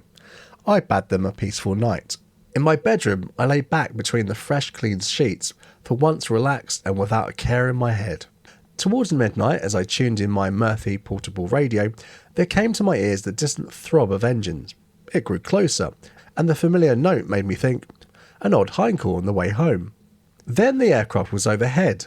The sound of its engines diminished, as it apparently came into land. I thought again, must be one of ours lost. Some minutes later the engines were turning at full throttle, and their sound faded into the night. This time I thought, God bless him, he's on his way again. After listening to the news, I switched off and went to sleep. Tim called me early next morning. "I suppose you know what happened last night," he said, ready to spring a big surprise. "Yes," I replied drowsily, robbing him of his initiative. "A hindcall landed." "How the hell did you know?" demanded Tim. "I did not for certain, but I soon found out." Those two amicable types, Jim and Paddy, were watching, each with a cigarette dangling from his lips, as the aircraft approached and swept into the flare of the floodlight, which someone had obligingly ordered to be switched on. "Gosh," exclaimed Jim, "it's a Whitley." "Don't make me laugh," retorted Paddy. "It's a Wellington." The aircraft taxied around and stopped, its engine still turning, outside the control tower. Out came the duty pilot, Ace Hodgson, a young New Zealander. He was so zealous a pilot that I called him the Ace, and the name stuck. He found himself confronted by a tall young man in unfamiliar uniform who put his hand on Ace's shoulder and addressed him in an equally strange language. Only then did Hodgson realise that the man was a German, his aircraft a Heinkel 111. The two enemy airmen then retired hurriedly in the direction from which they had come. 4 officers of the local defence regiment, who were responsible for guarding the airfield, were watching events from the roof of the control tower. Hodgson shouted to them, "We're covered by the rear gunner, don't shoot." They were, anyway, in no position to do so, all of them having left their revolvers in their bedrooms. It was related that the airman of the watch climbed into the Heinkel and asked the pilot if he needed refuelling. If that was indeed the case, the German pilot was chivalrous enough to allow him to get out before he taxied back to the runway and took off. I was rent with chagrin and frustration on hearing the full story. Here we were, trying vainly for the last 4 months to shoot down a German night bomber, and we failed to capture this one alive. It only needed someone to park a car, an ambulance or a fire tender in front of the Heinkel, but it is easy to be wise. Early the following morning, Lieutenant Florian, pilot of another German bomber, a Ju-88, and his crew were flying home after bombing Liverpool when, thanks to faulty DF bearings, they lost themselves completely. The lieutenant landed at Steeple, Morden, in Bedfordshire, where he, his crew and their Ju-88 were captured. Over the next few months, the conversion process began again, but obviously this time the pilots were dealing with a twin-engine type. On the 1st of March 1941, S.L. Berry, previously an American test pilot, arrived to assist with the new Havocs. In order to speed up the process, on the 15th of March, the squadron was released from operations in order to concentrate fully on Havoc training. Based on what I can glean from the ORB, a rather quick course may have also been arranged at Watchfield, but for what exactly is unclear. There's a rather mysterious entry in the ORB stating that on the 29th of March, Flying Officer Hemingway returned from the BFA course at Watchfield, and that Flying Officer Snell went there in his place. I honestly have found no reference to what exactly happened at Watchfield, but it must have been vital to the conversion process. If I had to guess, I would say it was something to do with either learning to operate a twin or how to work with the ground controller. Please enlighten me in the comments if you know better. On the 7th of April, Number 85 Squadron was declared operational on the Havoc type, and Wing Commander Townsend participated in the first Havoc flown patrol that day. The first scraps with the enemy in the new aircraft came just 2 days later. Taking off at 23:05 hours, Wing Commander Townsend and crew, Pilot Officer Barker and Operator Sergeant Bailey, claimed a probable Ju-88 over Braintree. During the night, Flying Officer Howard and his operator, Sergeant Reed, shot down a Ju-88 near Whitwell. And finally, Flight Lieutenant Marshall and his operator, Sergeant Hallett, also claimed an HE-111 damaged. Sadly, just 8 days into the squadron's new assignment, one of its most significant members lost his life. However, it wasn't combat that defeated 85 Squadron's top ace with 20.5 claimed victories. It was some fool of a fitter. The ORB had this to say on the 13th of March 1941. A great tragedy overtook the squadron in the afternoon. Flight Lieutenant Allard, with Pilot Officer Hodgson and Sergeant Walker-Smith as passenger, took off for Ford to collect another Havoc. Just after taking off, a piece was seen to fly off the aircraft, and the machine was seen to stall and spin into the ground at Wimbish. All occupants were killed instantaneously, and the machine was burnt out. It subsequently transpired that the front gun panel became detached and lodged on the fin, causing the machine to stall and spin. Flight Lieutenant G. Allard, DFC, DFM, had served with the squadron since it formed in June 1938 and had a most distinguished career. He was a sergeant pilot until August 1940, when he was commissioned and was given command of A Flight in September 1940. He had 19 confirmed enemy victories to his credit, as well as many other probables and damaged. He was awarded the DFC and DFM and bar. The following signal was received from AOC Air Vice Marshal Lee Mallory. Deeply regret to hear of Allard's death, which is a very great loss to the service. Pilot Officer W.H. Hodgson, DFC, and Sergeant F.R. Walker-Smith had also greatly distinguished themselves during the Battle of Britain and were a great loss to the squadron. Sergeant Walker-Smith had claimed 3.3 aerial victories since joining 85 Squadron, and Pilot Officer Hodgson had claimed 7 with 3 damaged. He had also valiantly stayed with a burning aircraft to avoid civilian deaths, only to be killed in an avoidable accident. Flying Officer Hemingway took his first official operational flight in a Havoc on the 17th of April with Sergeant Bailey as his AI operator, who apparently preferred this to flying as a third man in the CO's crate. Paddy's first success in a Havoc was described in the ORB's entry for the 5th of May. Pilot Officer Hemingway and his operator, Sergeant Bailey, took off. At first they were controlled by voice fixing from Debden, but at 21:55, when near Diss, they were passed to GCI Wardridge Field. Under GCI control, they were vectored to sea over Orfordness, and at 22:25 hours, they were told to flash weapon on an E8 2 miles ahead.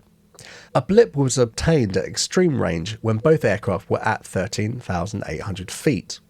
Havoc closed on enemy aircraft, which was first sighted by Flying Officer Hemingway when it was 200 yards to his starboard beam. As there were several friendly bombers in the area at the time, and as Flying Officer Hemingway was not quite sure whether the exhaust flames of the enemy aircraft might not be resin lights, he flashed the challenge letter of the period. No answer was given to this challenge, and the enemy aircraft at once broke away to starboard. It was picked up again on AI and started taking violent evasive action. Flying Officer Hemingway kept in touch, and after about 10 minutes he closed to 100 yards and gave it a 1-second burst, but was blinded by his own gun flashes and could not observe results and stopped firing. Visual contact was lost, but the blip was held, and the enemy aircraft was again followed on AI, and visual contact was obtained from behind and astern. The Havoc closed to inside 100 yards and fired another 1-second burst. This time, bright blue flashes were seen to come from the starboard engine of the enemy aircraft, which broke away violently downwards and to port. The enemy aircraft was pursued, but was finally lost between Southwold and Halsworth. Havoc landed Debden 22:41 hours. The enemy aircraft, which was identified by Flying Officer Hemingway as an HE-111, subsequently appeared to be in difficulty and was reported by Parry OC Centre to be flying near Halesworth on one engine at about 500 feet.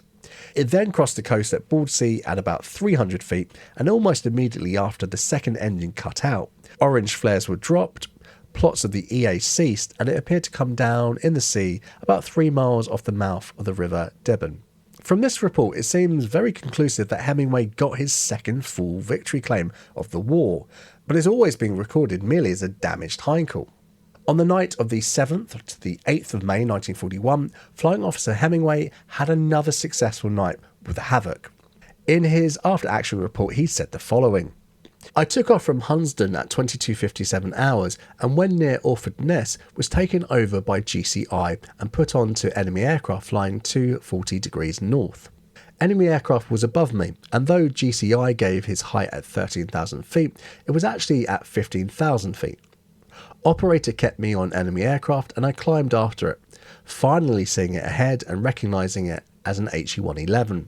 Enemy aircraft saw me and evaded by throttling back and turning.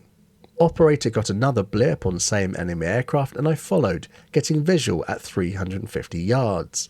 I closed until exhaust flashes were outside the ring of my sight when I lifted the nose and started to fire.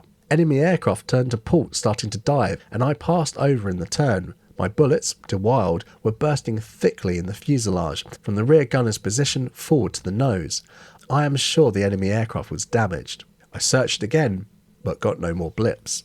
Again, it sounds like a compelling claim, but he hasn't been credited with it in John Foreman's series, so... Again, it sounds like a compelling claim, but he hasn't been credited with this aircraft at all in John Foreman's series. This brought Paddy's total wartime claims to 1.3 destroyed and 3 damaged. I could very well see the actual tally being 2.3 destroyed and 2 damaged, but in reality the great man only was awarded 1.3 and 2 damaged. Just under a week later, Paddy's luck was to be tested a third time. While returning from a night patrol at 2300 hours on the 13th of May 1941, suddenly Flying Officer Hemingway's instruments failed. Perhaps it was something as simple as a frozen pitot tube or an electrical malfunction, but in the pitch black, it was a deadly proposition. The answer was simple. He and Sergeant Bailey would have to jump. Holding the aircraft steady for his operator to get out, Flying Officer Hemingway then wriggled out of his cockpit and, while jumping, hit the tail with his hand, breaking a couple of fingers. While he was able to open his chute with the other hand, it didn't deploy properly. He was saved by the trees that he crashed into, breaking his fall and bringing him down into a midden with a reduced rate of descent. Paddy had landed in the grounds of Much Handham Hall with broken fingers and ankles, but he was still alive. His aircraft crashed near Bishop Stortford. On the 1st of July, Flying Officer John Hemingway was awarded the DFC. At this point, he had been in an operational squadron for the best part of 21 months, and at war for 16 of them. This is really the point where we lose Paddy Hemingway in the 85 Squadron records. In a later interview, he states how Wing Commander Townsend, given Paddy's long service and ops, gave him light duties due to his exhaustion. He was then posted to 1452 Flight at Westmoreland on the 7th of July 1941 to fly turbine light Havocs. These aircraft had very bright searchlights fitted into the nose to help illuminate the enemy bombers at night. Despite this, on the 17th of July, Hemingway was an usher at Wing Commander Townsend's wedding, where the entire squadron gave the couple a jolly good do and a send-off. I'm sure they remained happily ever after. When our love was new, and each kiss an inspiration. He was promoted to Flight Lieutenant on the 19th of February 1942, and this seems a natural point for him to be posted into his new role as Ground Controller. I have to be honest that this is where my research has a whopping gap, except the fact that by D-Day he was working as a Ground Controller. It was in this role that he would play his part during Operation Overlord in 1944, helping direct other pilots into action. By this point, he was already promoted to the temporary rank of Squadron Leader, having been gazetted in January 1944. However, by early 1945, Paddy was obviously itching to get back in the fight. He was posted to number 43 Squadron's B Flight on the 24th of February 1945 and took over as the squadron's CO on the 6th of March. The squadron was equipped with Spitfire 9s and was engaged in predominantly ground support duties. When Paddy joined the squadron, they were flying out of an airfield near Ravenna in northern Italy. As soon as acting squadron leader Hemingway took over command, he started leading strikes against the retreating German forces, helping them along their way, as he put it. However, even with the war's end so very near, Paddy was going to have another one of his adventures. On the 23rd of April 1945, the worst happened somewhere over the province of Vicenza. Paddy described his ordeal in a later interview. I was attacking what I thought was ordinary Germans on the ground when suddenly this ack-ack opened up and hit me, knocking out my engine. I wanted to bail out as I was about 3,000 feet, but they must have hit the aeroplane again as I suddenly shot out of it. Tumbling over and over, my parachute harness stripped the skin off my legs and crotch. I landed and left my parachute where it was before some local farm workers hid me and gave me some clothes, so I quickly changed. Suddenly a voice rang out. I don't know what was said, but he was running, so I chased after him along a ditch. At the end of it, I settled down and saw 2 armed German soldiers running towards the hole. As soon as they vanished into it, I ran into an orchard. I remember gunfire. I imagine they were shooting at me. Paddy made good his escape, and echoing the method of his long-lost friend Dickie Lee, donned local peasant attire to blend in with the landscape. Eventually my crotch was so painful that I went to a farmhouse and knocked on the door and in my best pidgin said, "Me English." Thankfully they didn't shoot me and took me in. They put me down another hole in the middle of a field, gave me a bottle of wine and some chicken and told me to stay there until they came back for me. They did about 10 hours later, or something like that, and took me to another farmhouse. A lot of talking and gesticulating went on and I was introduced to a young girl of about 6 or 7. She took me by the hand and we wandered south past scores of German troops. I was terrified, more for that young girl than I think you can possibly imagine. We carried on to another farmhouse and I didn't look at them again. The brave young girl led him to friendly members of the Italian resistance. Despite my sore crotch, they marched me as fast as they could south until we met the advance column of the 16th 5th Lancers. I had a damn good meal and soon returned to my squadron. Squadron leader Hemingway was back in the air despite his injuries on the 26th, leading another strike against the enemy. Paddy would fly his last mission of the war on the same day that Adolf Hitler committed suicide. Then, just 8 days later, the war in Europe finally ended. Hemingway had been on active service on the first and last day of the war in Europe, incredibly surviving countless combats and being shot down on 4 separate occasions. On the 11th of May, the squadron moved from Rivolto to Klagenfurt in Austria, thankfully then at peace. Paddy's association with the RAF didn't stop there. He was confirmed in the rank of squadron leader on the 6th of March 1946. He then became a wing commander on the 1st of July 1954, and finally a group captain on the 1st of January 1969. Amazingly, this man, who would become the last of the few, was still on active service while they filmed the Battle Britain movie that would tell the story of his gallant brothers in arms to the wider public. His 24-year career in the post-war RAF took him to the Middle East, then to RAF Lincolnfield in Yorkshire, where he was station commander. He also served as a senior staff officer at NATO headquarters in France, finally being posted to the Air Ministry. He finally retired on the 1st of January 1969. So if you've made it this far, please do like the video to help it spread to more people and consider subscribing to the channel to help me make more videos just like this one. So there's another video for you on screen which I think you like. It's a good one, so go over and watch that now. See you next time.